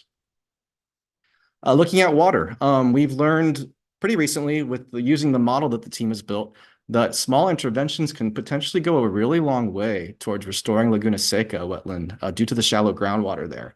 So that first image is an output from the model, and it shows, if you did a few things here and there with the drainage ditches, what we might be able to do to recreate wetter condition there for longer periods of the year. So we're really excited to use that tool more as we start to develop different scenarios for restoring the landscape.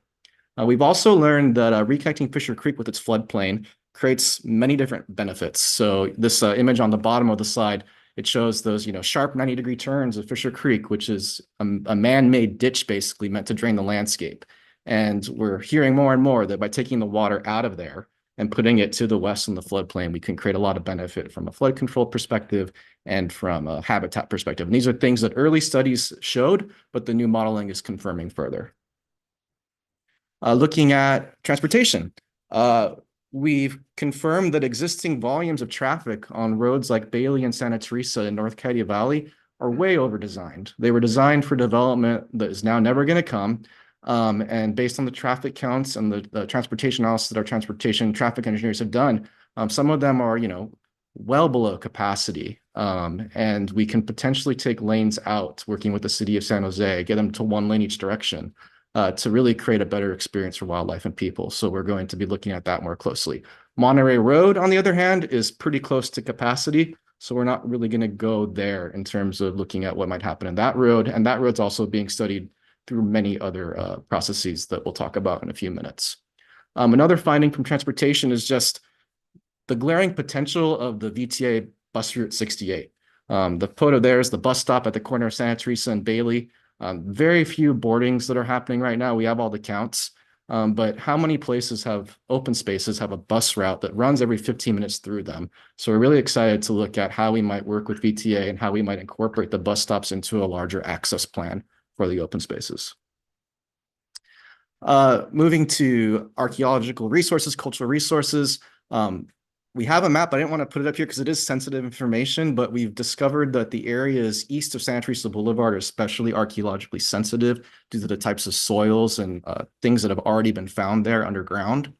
And then when it comes to agriculture, we've screened a wide variety of uses with an agricultural economist, and she's determined that the ones that seem most compatible with what we're trying to do on the CV camp lands, and this isn't for Coyote Valley in general, but for our specific CV camp vision, are things like demonstration farms, native plant nurseries, adaptive grazing. And so we'll continue to investigate how those uses can be incorporated where appropriate on the CV camp properties. And really exciting to hear Mr. Ranieri's presentation earlier, because that would go a huge and long way towards making agriculture more viable in Coyote Valley. Shifting gears to public use and access. We had our consultants out there in the summer surveying folks at both Santa Teresa County Park and Coyote Valley Open Space Preserve, the two closest existing preserves to the focus area of CV camp, and getting a sense of who's out there today, how they're using it, what the use patterns are. We also used counters in the parking lot to see how the uses ebb and flow in terms of cars coming in and out. And what we discovered is that, and this isn't going to shock anyone, I think, but spring is the most popular time to visit Coyote Valley, and mornings are the most popular time of day. And then when we asked people, we also did intercept surveys of people after they come off the trail. And when I asked folks who agreed to do that survey, so it's not a scientific survey, but more of a poll, why they were here. And then most of them said, I'm here to get exercise. So that was an interesting finding in terms of the existing user profile of the preserves. And then we've done a lot of community engagement.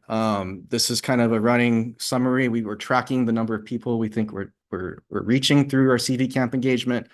Some things are really intensive, like focus groups or workshops, but some things are a much lighter touch, like passing out a postcard. But altogether, we think we've reached around 9,000 people through the activities that we're doing, and probably an additional 1,700 through things where it's not a CV camp event, but like the Perseus Meteor Shower, but we're having people like interact with the landscape that we're planning. Because a lot of this isn't just about talking to them about the plan, it's getting them to care about the landscape and want to become stewards of it. Excuse me. Yeah, it's fine. So one other thing we did is a survey, a spring survey. We ran it from April 20th to May 31st, so 6 weeks. Our target was 500 participants. We had over 5,000.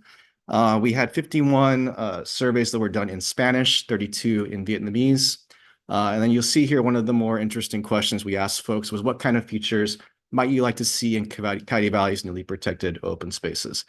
You see the big green other up there, and I want to address that. The survey went viral among patrons of Coyote Valley Sporting Clays, who thought that it was pertaining to Tilton Ranch. So a little bit of a misunderstanding there in terms of like what the survey was about. It was called a Coyote Valley survey, so it makes sense that they wanted to provide their input on that. So a lot of the other, not all of it, what was in reference to the Sporting Clays facility. But when you look past the other, you see the top 3 uses, and it was universal whether someone was from the Sporting Clays group or not. The top 3 uses people wanted to see were trails and hiking for running, wildlife viewing areas, and places to stop and enjoy scenic views as the things that they most wanted to see on the CV camp lands. We've also developed an interactive activity. Those of you who are at our 30th anniversary event may have seen this or even participated in it. But the whole goal here was just to get people excited about Coyote Valley and tell us why it's important to them. So we developed 6 different shapes that represent different aspects of Coyote Valley. The sun is actually a mule's ear flower, the heart to kind of cover everything. The green one is bok choy to represent agriculture, water, obviously a water drop, little bobcat, and then a hiking shoe. And so people take their markers, they write what they like, and then they put it up on the wall so other people can see what's important to them. And we can kind of get a collective picture of what people care about. And you see here someone filling it out, and they have little interpretive signs that talk about the different aspects of CB Camp. We did that for the first time at Earth Day last year. We've done it since then at National Night Out in 2 different neighborhoods in San Jose. We did a kind of lighter version of it at Spina Farms on one of the weekends during pumpkin patch season. We couldn't get the backdrop up because it was too windy, but we just put the symbols up on the canopy itself. So a really popular and fun way of getting people to the table, especially families and kids.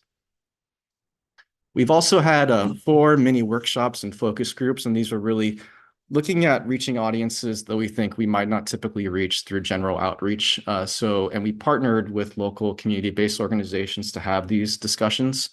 So we did one focused on youth with the San Jose Youth Commission and Breakthrough Silicon Valley. We did one with older adults with San Jose ARP and Bay Area Older Adults. We did one in Vietnamese with the Vietnamese American Services Center, and one in Spanish with La Mesa Verde and Sacred Heart, to ask very similar questions to what were in the survey, but have a more of a discussion with folks who are basically clients of those organizations. Most recently, we just did this on Monday. We had an Earth Day hike, sold out, 26 people. Kat, one of our awesome volunteer corners, did an amazing job interpreting Coyote Valley with me.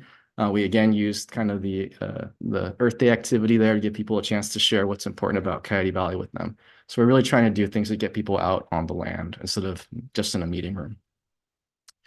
And you may have seen in your inboxes, to drum up further interest, we are doing a photo contest.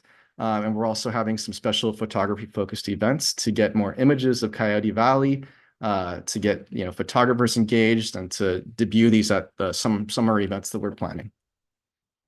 So in terms of what's coming up, as I mentioned, the Understanding Coyote Valley report is set to be released next month. I mentioned earlier in the previous presentation, we are planning guided hikes with community organizations. We have one scheduled with the African American Community Service Agency. We're doing one with the Vietnamese American Services Center. We're hoping to do one in Spanish with the community organization TBD. We're going to be re-engaging the local tribes. And then in August and September, we're going to update the website, debut a story map that kind of summarizes some of the key findings from the existing conditions report, the Understanding Coyote Valley report. And then we're going to have open houses. The dates aren't set yet, but as soon as they are, I want you all to know, and I love your participation, love you to attend and help spread the word. But we want to do 2 open houses, one in San Jose, one in Morgan Hill, where we can kind of showcase all the work to date and then get people engaged in some of the opportunities and the constraints that exist on the landscape as we start the visioning phase. So with that, I'll turn it over to Aaron to give some updates on related projects in Coyote Valley. Great. Thank you, Nick. This is Aaron Hebert, Natural Resources Manager. And Nick did a great job of describing all the things that are going on in CV Camp. And as you can tell, there are many tracks and many technical studies and many people involved in that. And at the same time, the Open Space Authority and our partners are also working on things that we can do during this planning process. So the authority is leading a couple small and medium-sized projects. Pictured at left is what we call the Spreckles Wetland Enhancement. And this is right on kind of the intersection of Santa Teresa, where Spreckles Hill and Bailey is. And just south of there, we've essentially installed a new water control kind of outlet structure. And what you can see in this picture is increased water in this big wetland area. Historically, this was the southern end of Laguna Seca that used to be about 1,000 acres, and now it's about a tenth of that. But today, because the groundwater is still kind of high, you get some of that wetland functioning. So for a pretty low cost this year, we were able to install that. We'll be working to fence that off and do some flash grazing with our grazing tenant, Alan Renz, out there. We've also done a number of small restoration projects along Fisher Creek.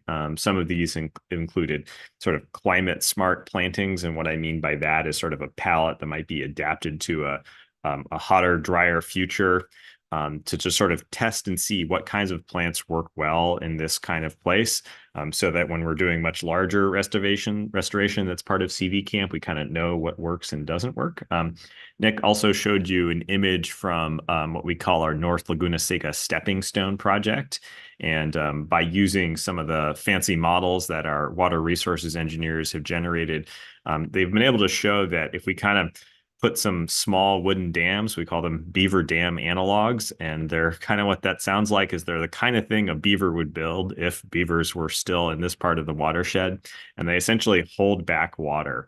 The main goal of this project is to sort of learn more about Laguna Seca and kind of prime it. So eventually, when we might be contemplating more expensive multi-million-dollar types of restoration, some of the habitats and some of the species are already there. And so it'll be just quicker to get restored.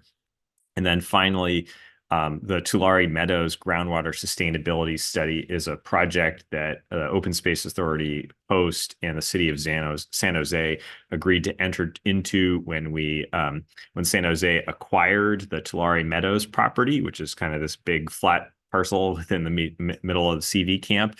And essentially what that project looks at is the city operates a number of municipal wells for water supply. And this study looks at the interaction of those big municipal wells and our groundwater dependent ecosystems like our wetlands and portions of Fisher Creek.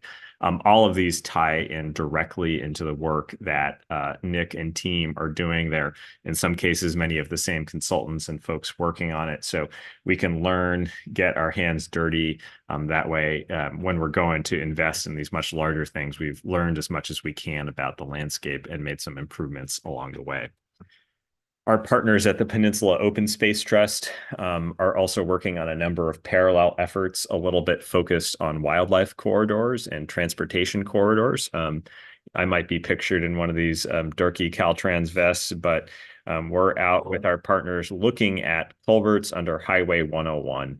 And I'll show you a little bit more about this project in the next couple of slides, but we're essentially looking at where critters are able to get under, or in some cases, potentially over Highway 101, as well as Monterey Road.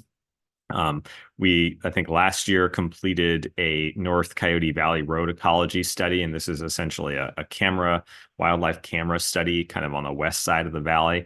There have been many of these studies along Monterey Road, around Mauna Yakima, as well as Highway 101. But on the west side of the valley, there haven't been as many studies. So now we have a good bit of data about where animals are using this landscape. And the final project I'll mention that Post is leading is what they call a Climate Resiliency Credits Program. And essentially, this is a voluntary corporate philanthropy to have them invest in taking care of the landscape in different ways. You're probably familiar with sort of carbon credits and that type of stuff, and that's more of the regulated side. But a lot of corporations these days are also interested in doing voluntary things to either restore water, restore habitat, or do good things for the environment that they're not strictly required to do. So Post is working with their partners in the private sector to kind of evaluate the feasibility of using this to pay for acquisition and the long-term stewardship of these properties. So a little bit more, and the board had the privilege of seeing our partners at the Peninsula Open Space Trust and myself present on this information. But for the benefit of the CAC, I decided to include these slides. Post has received a $5 million planning grant and for a $7 million project that essentially looks at wildlife barriers on Highway 101 and Monterey Road as sort of a combined project. The deliverables include 65% designs and environmental clearance, commonly known as CEQA and permitting, for a couple of structures, at least more than one. The project will get through that sort of preliminary design phase in 2027. What they are really looking at so far is they haven't gone deep on the Monterey Road, on the Highway 101 work, sorry. That work is just starting probably in the last 2 months. There's some historical knowledge, but we're just crawling around those culverts as we speak. But they're much further along on Monterey Road. And on Monterey Road, they've identified 3 principal areas for wildlife connectivity crossing structures. Tulare Swale in the north, which is on the east side of Tulare Hill. Fisher Creek, which is sort of the main tributary that flows through CV Camp and is sort of big part of our project area, where Fisher Creek goes and connects to Coyote Creek right next to the Metcalf power plant, is another wildlife crossing location. And then tentatively, they've identified an overcrossing location, meaning like a wildlife bridge, like you might have seen down in Southern California for mountain lions, as potentially feasible in the sort of southern part of Tulare Meadows. I'll also note that although their studies are less far along on Highway 101, they have preliminarily identified a large culvert that drains much of Myono-Yakima Coyote Ridge underneath Highway 101. It's a couple hundred feet concrete culvert built in the 80s. That is another potential ideal location for a dry culvert or an undercrossing, sometimes it's called, partly because of the protection that we have at Myono-Yakima. So, you know, a lot of critters, particularly mountain lions and bobcats, tend to hang out in the riparian areas where there's lots of trees and cover. And so if they're headed down this drainage and they hit 101, well, it'd be nice to get them into the Coyote Creek Parkway, over Monterey Road, and then into the CV Camp project area. All in all, that is a lot of money. Here are some of the preliminary estimates.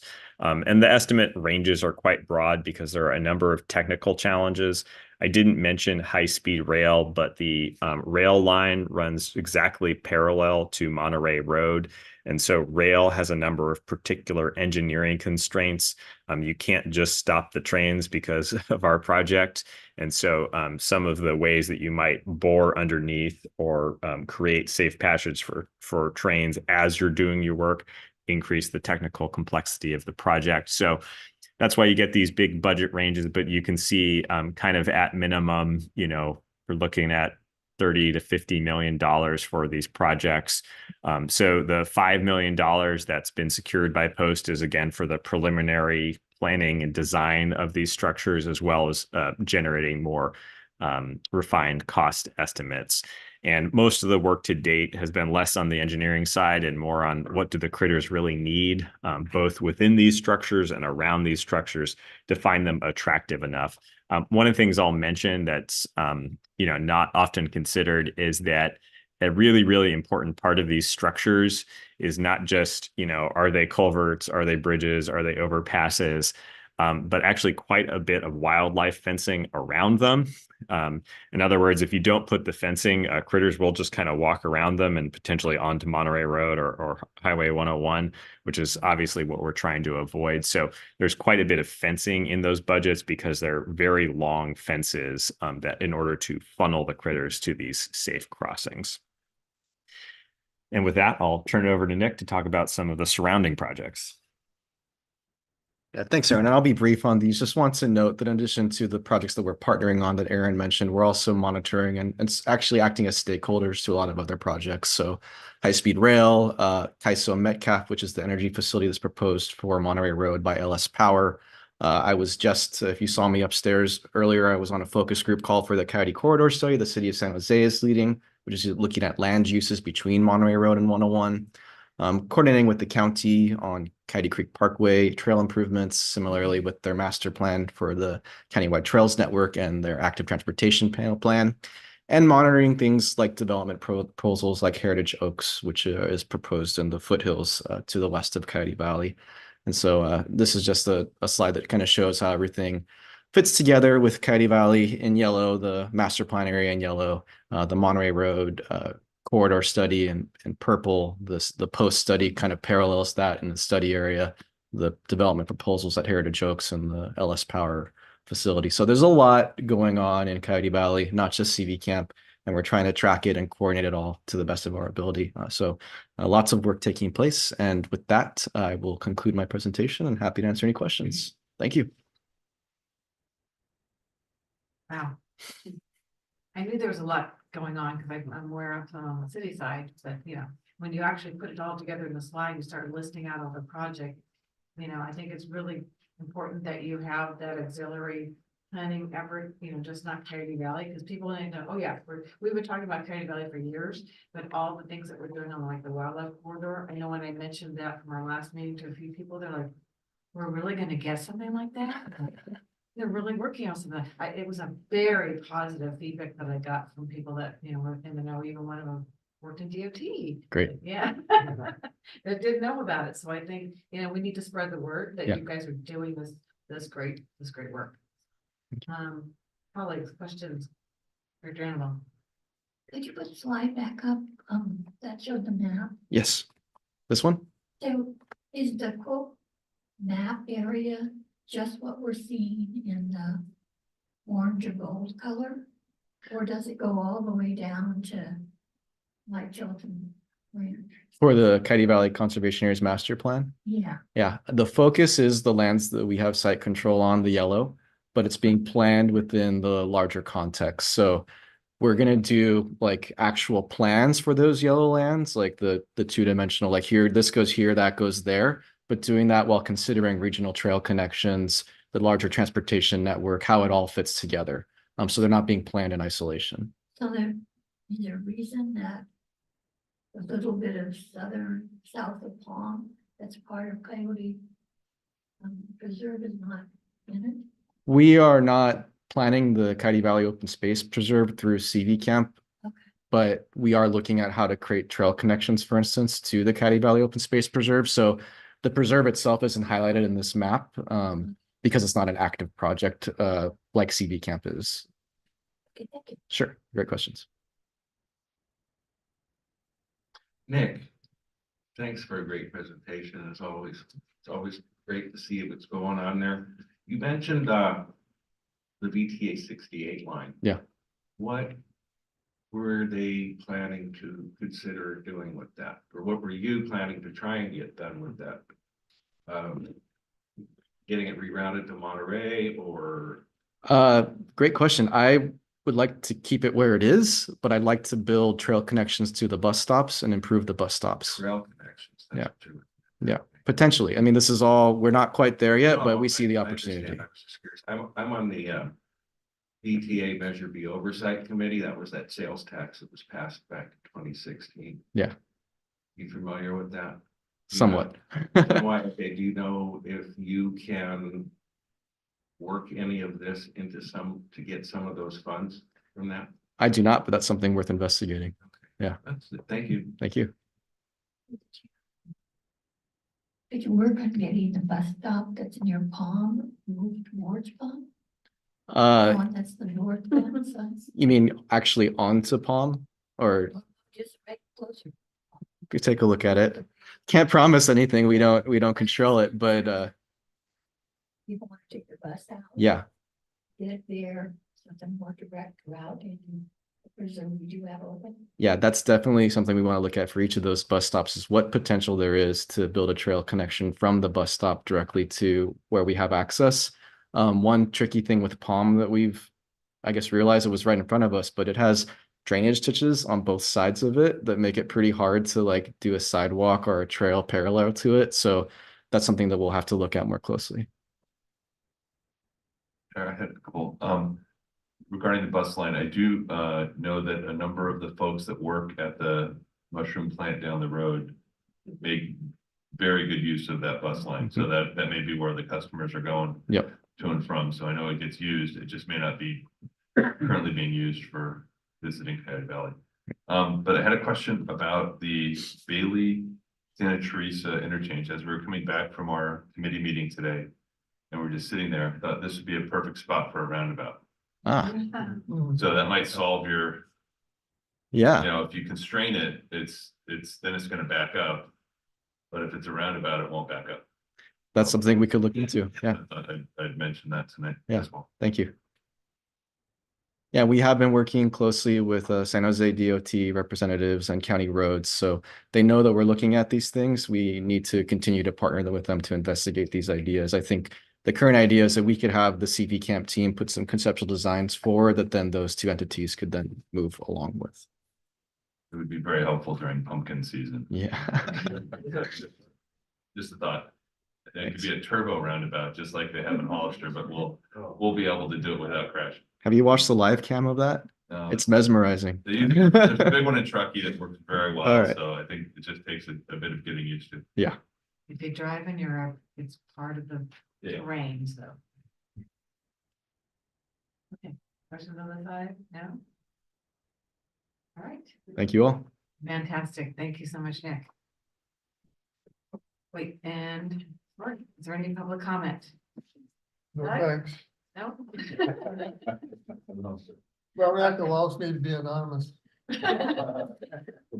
like having you come up. Yes, anybody on Zoom? Caroline, is there anyone on Zoom? Oh, no, there's not. Okay, all right. All right, Mark Landgraf, update on financial sustainability. Good evening, CAC members, directors. This presentation was originally envisioned as being presented by Andrea McKenzie, our general manager. She put the presentation together and with some help from staff, but sends her regrets. She's feeling under the weather tonight, so I'll be presenting. So happy to take any questions once we're through the presentation. I have a few slides in the middle of it, but otherwise mostly verbal here.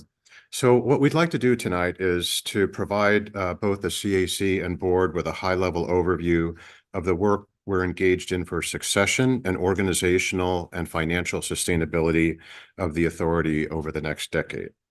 We're first going to provide some context about our funding and the overall financial picture, talk about steps we're taking to investigate and secure new finance mechanisms that could provide additional sustainable funding streams, feasibility work we've been conducting with the board's Financial Sustainability Ad Hoc Committee around a potential future funding measure, provide a high-level overview of how we're approaching our budget and work plan over the next several years to be as fiscally prudent with our revenues as possible, and how we're preparing managers to be future leaders of the agency. As you know, we've just celebrated our 30th anniversary year and 30,000 acres of open space and agricultural lands protected. Our system of open space preserves and acreage is growing with the opening of Mayan-Ayakma Coyote Ridge, lands we will accept from our partner agencies, and the increase of our trail network to 33 miles.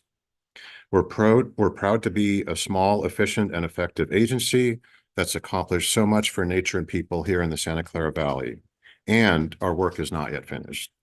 So much more remains to be done. Continued public investment is needed to protect and restore our natural and working lands and to be ready to respond and adapt to a changing climate so we have healthy lands, healthy ecosystems, healthy communities, including ensuring that we provide equitable access for all people to nature. So slide 1, please. So as you know, the Open Space Authority's funding is principally derived by two public revenue sources. District 1, which was created in the early years of the agency, is a $12 per year benefit assessment, which continues without interruption as long as the Board of Directors adopts it each year. And Measure Q, which is a $24 partial tax, extended through each year. Extended through Measure T in 2020 unless ended by voters. These two sources of revenue are uniform and relatively flat. What that means is that every parcel in our jurisdiction pays the same amount, the uniformity part, and the amount charged does not change year over year. In other words, there's no ability to adjust based on inflation, such as with a cost of living adjustment or COLA. So in total, these two revenue sources together generate around $12 million annually. These funds are used for administering the agency's operations and educational and outreach programs, management of preserved lands, provision of public access, acquisition of new lands, management of wildlife habitat, natural resources, invasive species, wildfire management, and attracting and retaining a qualified and passionate workforce. So the OSA revenues have not changed in 10 years since Measure Q was approved by voters. But costs are growing. Slide 2, please. Meanwhile, the acreage of open space lands, so anyway, costs are growing. Meanwhile, the acreage of open space lands the authority has acquired and is responsible for protecting and managing in perpetuity has more than doubled in the last decade in one of the most expensive real estate markets in the nation. So before we go to the next slide, though, let me just speak to this slide real quick. So you can see the horizontal line here that edges up slightly over time, but is just above $12 million. And that's the annual revenue from the combination of the two funding sources that I mentioned earlier, but it's relatively flat. And then the gray area represents both past increase in non-discretionary expenditures over time, and then the projected expenditures of that nature in the future. So you can see here, not too far in the future, those lines cross. And so that's why we're working on this this research for financial sustainability. So next slide, please. So as I mentioned, we're working in an expensive real estate market. The acreage that we manage is increasing year by year, and this graph shows the acres protected over the course of our history. That's increased significantly even just in the last 10 years. It's actually tripled in the last 10 years. And so the other factor going on here is that we're also stewarding lands, more of those lands that are close to urban areas, which generally translates to a higher management cost. So the good news is that our funding sources are continuous, and the authority has a very good track record of successfully leveraging our modest local tax revenues of $12 million per year to attract significant outside funding, principally federal and state grant monies and other partnership contributions at a ratio of 1 to 3. So that means for every dollar of local tax revenues the authority spends, it brings in $3 of outside funding. And that actually goes up to $4 for every dollar of our tax revenue when you look just specifically at acquisitions of open space. So even with our success in securing that outside funding and pooling our revenues with our partner agencies to get lands acquired and conserved, the authority projects it will need additional funding in the next several years beyond its current base revenues to maintain its current level of managing, stewarding, and caring for public lands and waters, reducing wildfire risk, reducing risk of flood and drought, and providing safe, clean visitor amenities, which include staging areas, parking lots, public trails, signage, and restrooms. At Authority Open Space Preserves, as well as to develop open space facilities and amenities on thousands of new acres of conserved lands coming to the authority. So one important step the authority is taking to develop a 3-year capital improvement plan, and separately to project anticipated revenues and expenditures through 2030 to prioritize capital projects and programs and determine the level of supplemental funding needed. Capital projects are one of the largest investments we make in our acquisitions, restoration projects, and public access projects. These are generational investments the authority is making, and it takes forethought and planning. This year, we created our first formal capital improvement plan, or CIP, to map out our projects over the coming years. We started with a 3-year CIP that focuses on our current projects. This exercise helps us plan for future expenditures of authority funds, but also, very importantly, gives us a roadmap for the projects that we can use to secure funding through grants and other outside funding. Another new tool this year was a forecast model of the agency's finances through 2030. This allowed staff to evaluate different spending scenarios to see the effect over time. So then these two tools together, the CIP and the financial forecast model, enabled us to better evaluate and prioritize our projects and other expenses. So these are challenging fiscal times for all government agencies in a post-COVID-19 era and in a shifting economic environment. Even as some economic indicators are showing improvement, it is important in this next fiscal year to take a prudent approach to budgeting and spending. Next slide, please. So what this chart shows is that in FY, or fiscal year 24-25, staff will recommend to the board, and you'll see this in the the future. This is just a sort of a quick snapshot preview. Staff will recommend to the board an overall budget that is 18% lower than in 23-24 and 24% lower than in fiscal year 22-23. So that's what is shown in the bar chart here. And we're doing that principally by deferring larger capital projects and prioritizing those projects that have significant outside funding from federal and state grant programs and foundations. The fiscal year 24-25 budget will also recommend a 4% reduction in operational spending by leaving certain staff vacancies unfilled.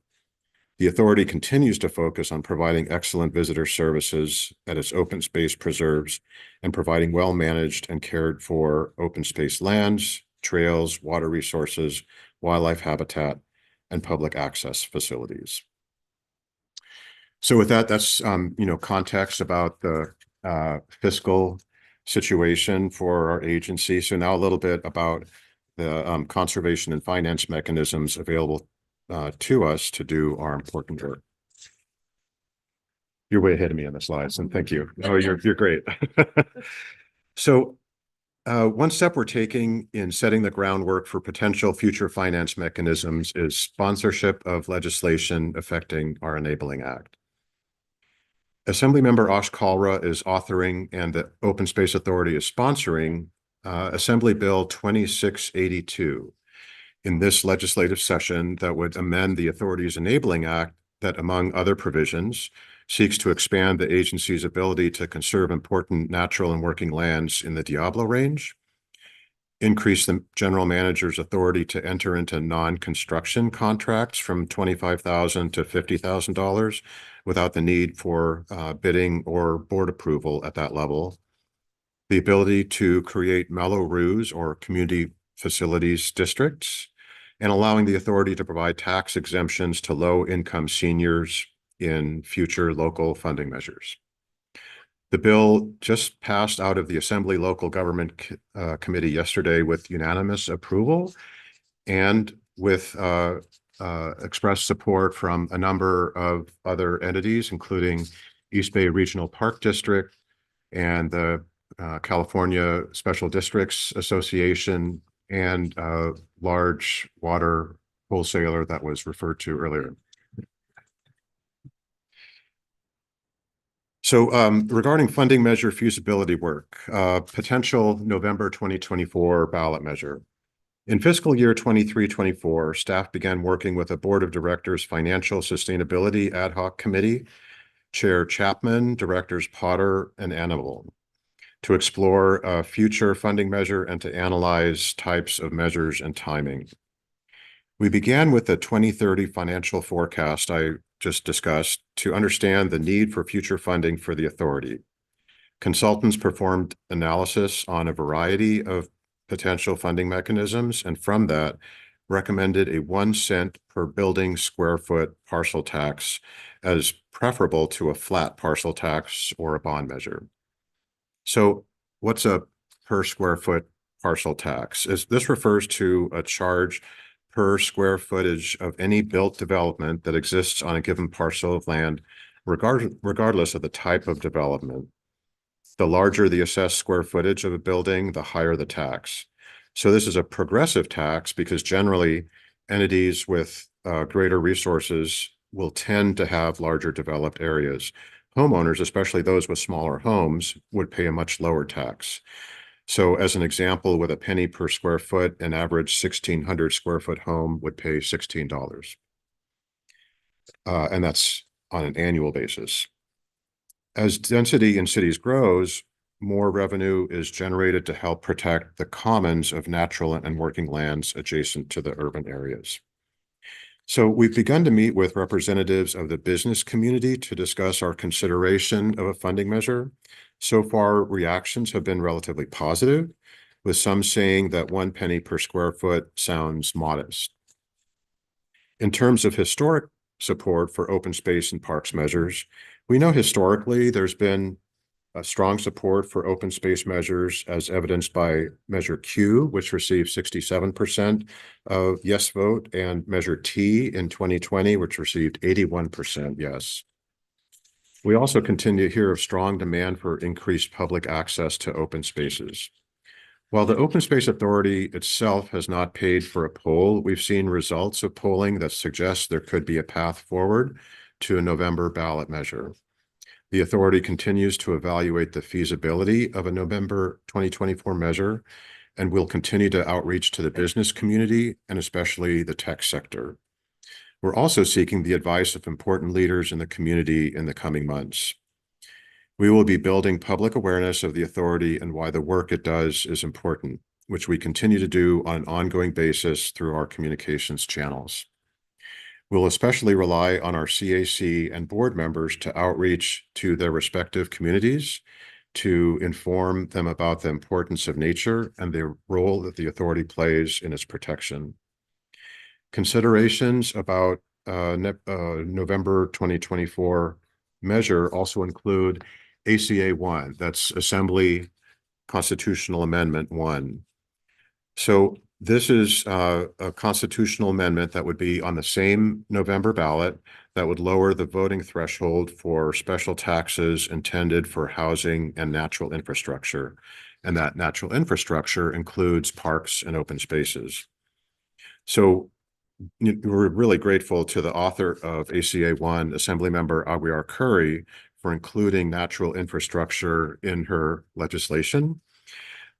We expressed support for some language that she proposed this year to clean up some of the ACA 1 legislation that was passed last year. And we'll continue to monitor the progress of ACA 1 as it receives cleanup language in this legislative session and makes its way towards that November ballot. Staff will keep the board and CAC apprised of further developments. Should the board of directors decide to place a measure on the November ballot, it would need to do so by August 9th of this year.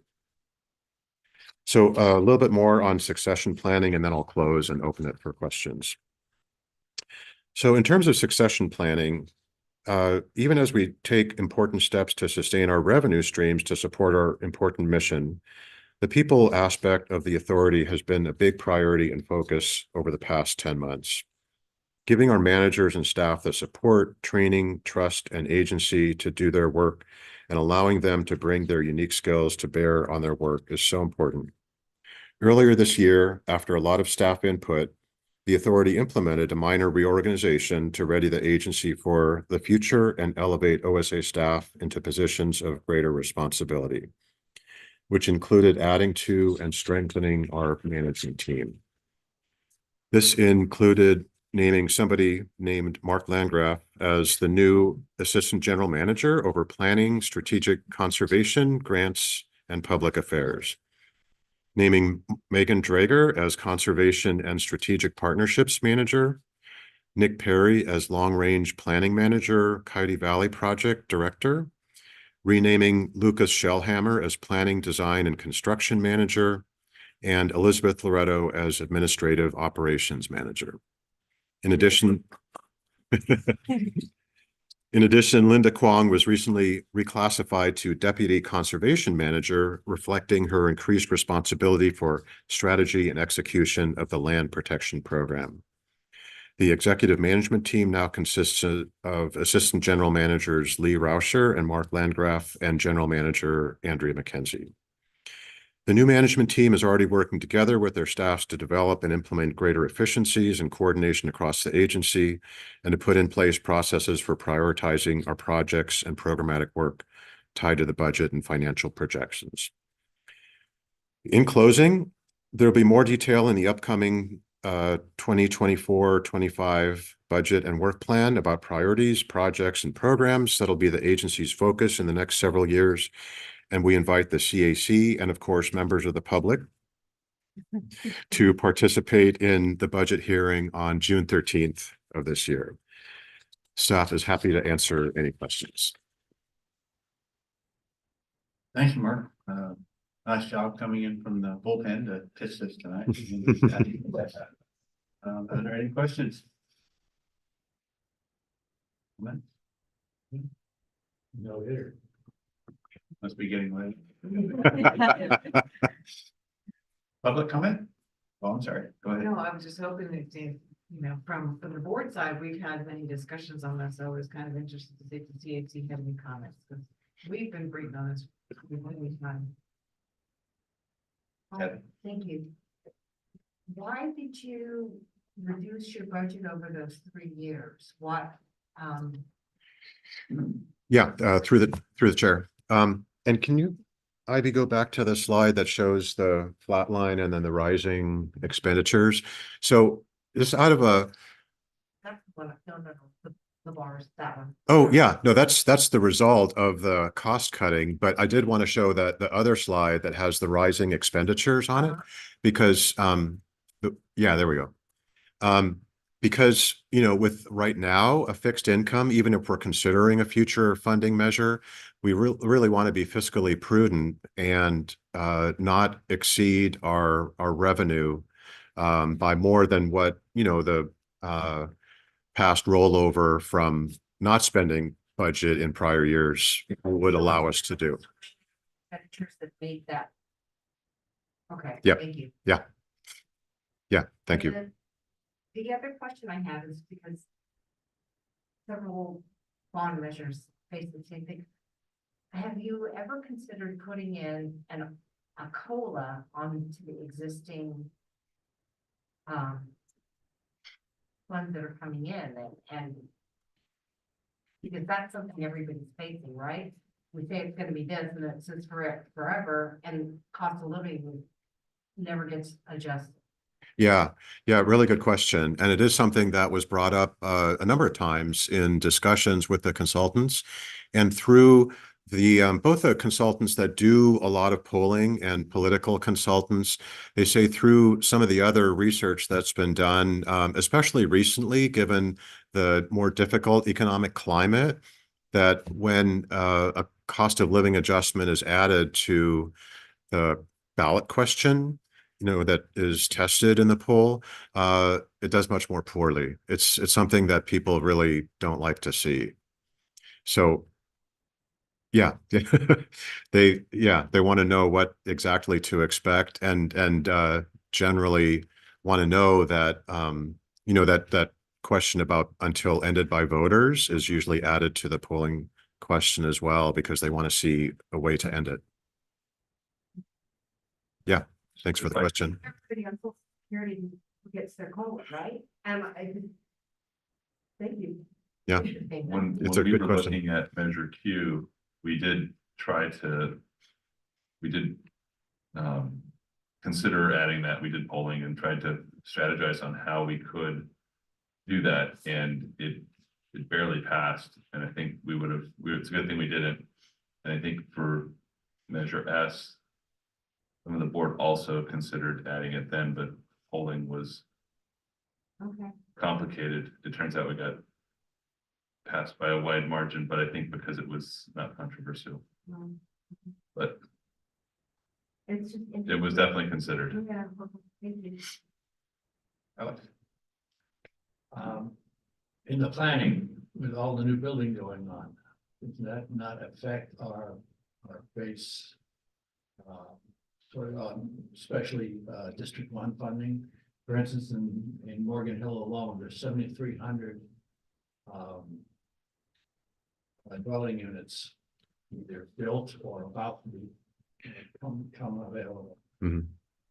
So through the chair, with the current both of the sources of revenue that we have, District 1 as well as the Measure Q and Measure T parcel tax, they're just based on per parcel charges.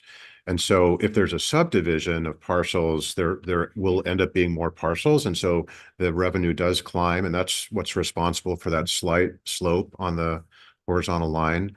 But it's our current revenue isn't based on the development footprint or square footage of the buildings. So we don't benefit from that. But what we were 1 cent per square foot, definitely. that definitely would increase at a much higher rate. Yeah. Through the chair. If it were, we talked about this on the ad hoc committee. If it's an apartment building, I believe the apartment building is 1 parcel. If it's condos or townhomes, then each property address would be subject to the measure Q and S.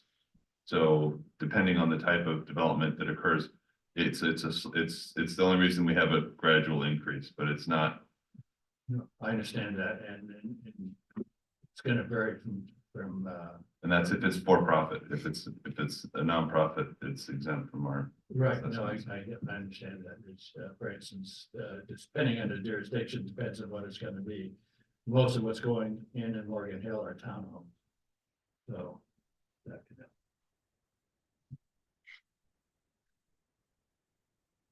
Another question? All right, thank you. May I comment? Oh, I'm sorry. Yes, Doug. I'd just like to do that to Mark. So two things. First, I'm Doug Muirhead, and my title is Opinionated City and County Resident. One kind of quick comment that drives me crazy in Morgan Hill. When you have one revenue source, like in our case, a general fund, and a lot of projects that we can't cover with that general fund, we go looking for grants. And as someone who's very linear, I want to know where I'm going in each step. And when you're grant funded, I call it a random walk.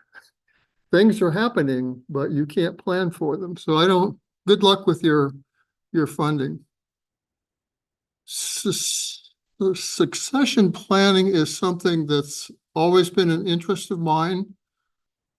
It's been a couple of years since I've actually looked at the demographics of the water district and VTA, but they've got a lot of people that have been there a long time, which means they're probably older.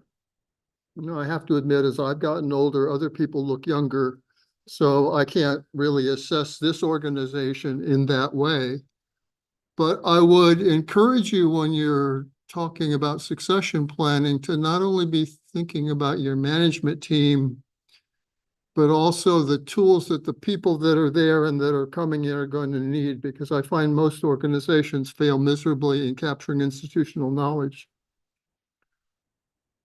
And not to make Mike feel uncomfortable, but VTA, the water district is actually asking retired people to come back part-time to help mentor their employees, which is creative is the kindest thing I can say about that.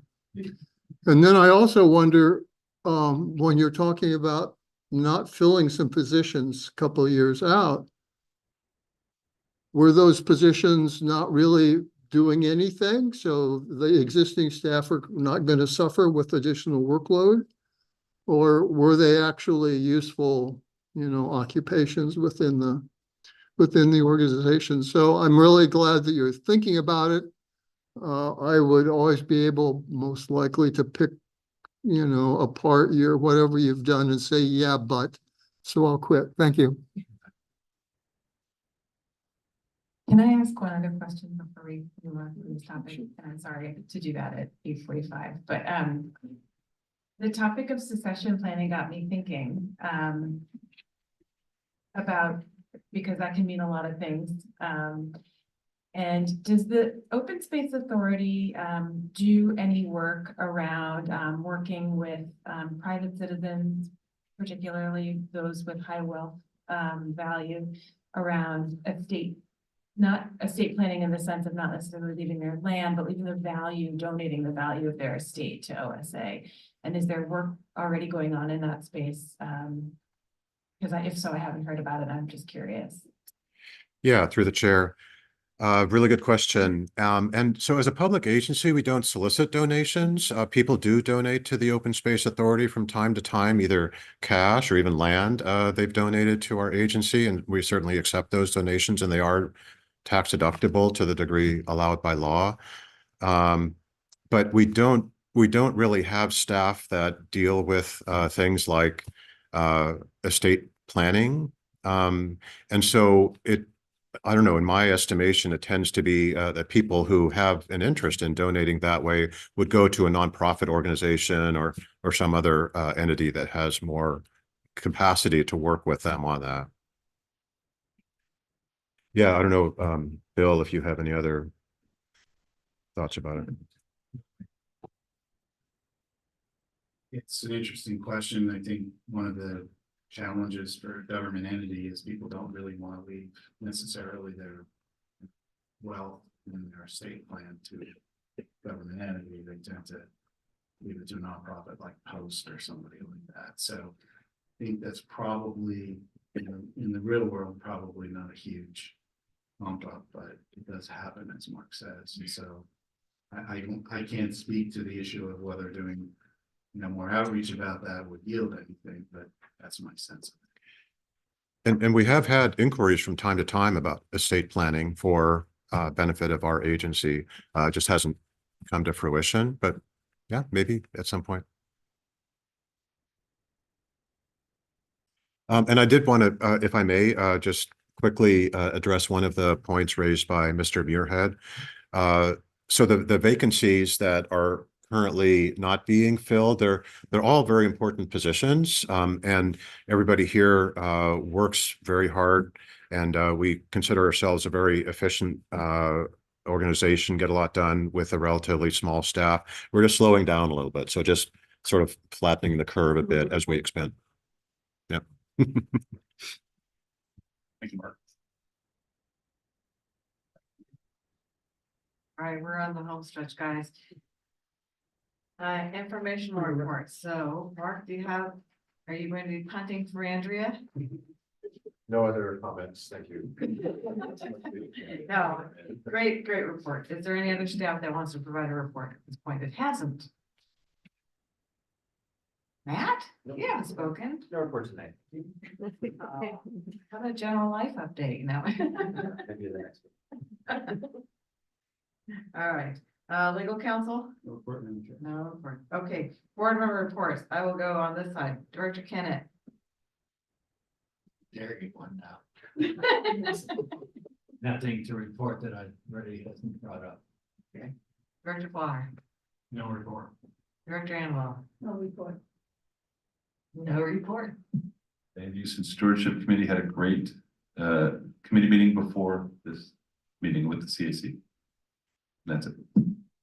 And mine is very short and sweet, which Mark already knows about, is that I found a contact with City of San Jose that is looking to fulfill its open space requirements as part of the general plan update, and has reached out to us for our thoughts and ideas and suggestions, which is a great alternative opportunity.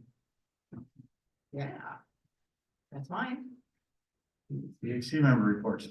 Briefly, I went out last week. Dr. Stuart Weiss led a group out from Bay Nature up on Coyote Ridge and invited me to come out and talk a little bit about grazing and what we do up there. So I participated in that. There was quite a few people, I don't know, 30, 40 people.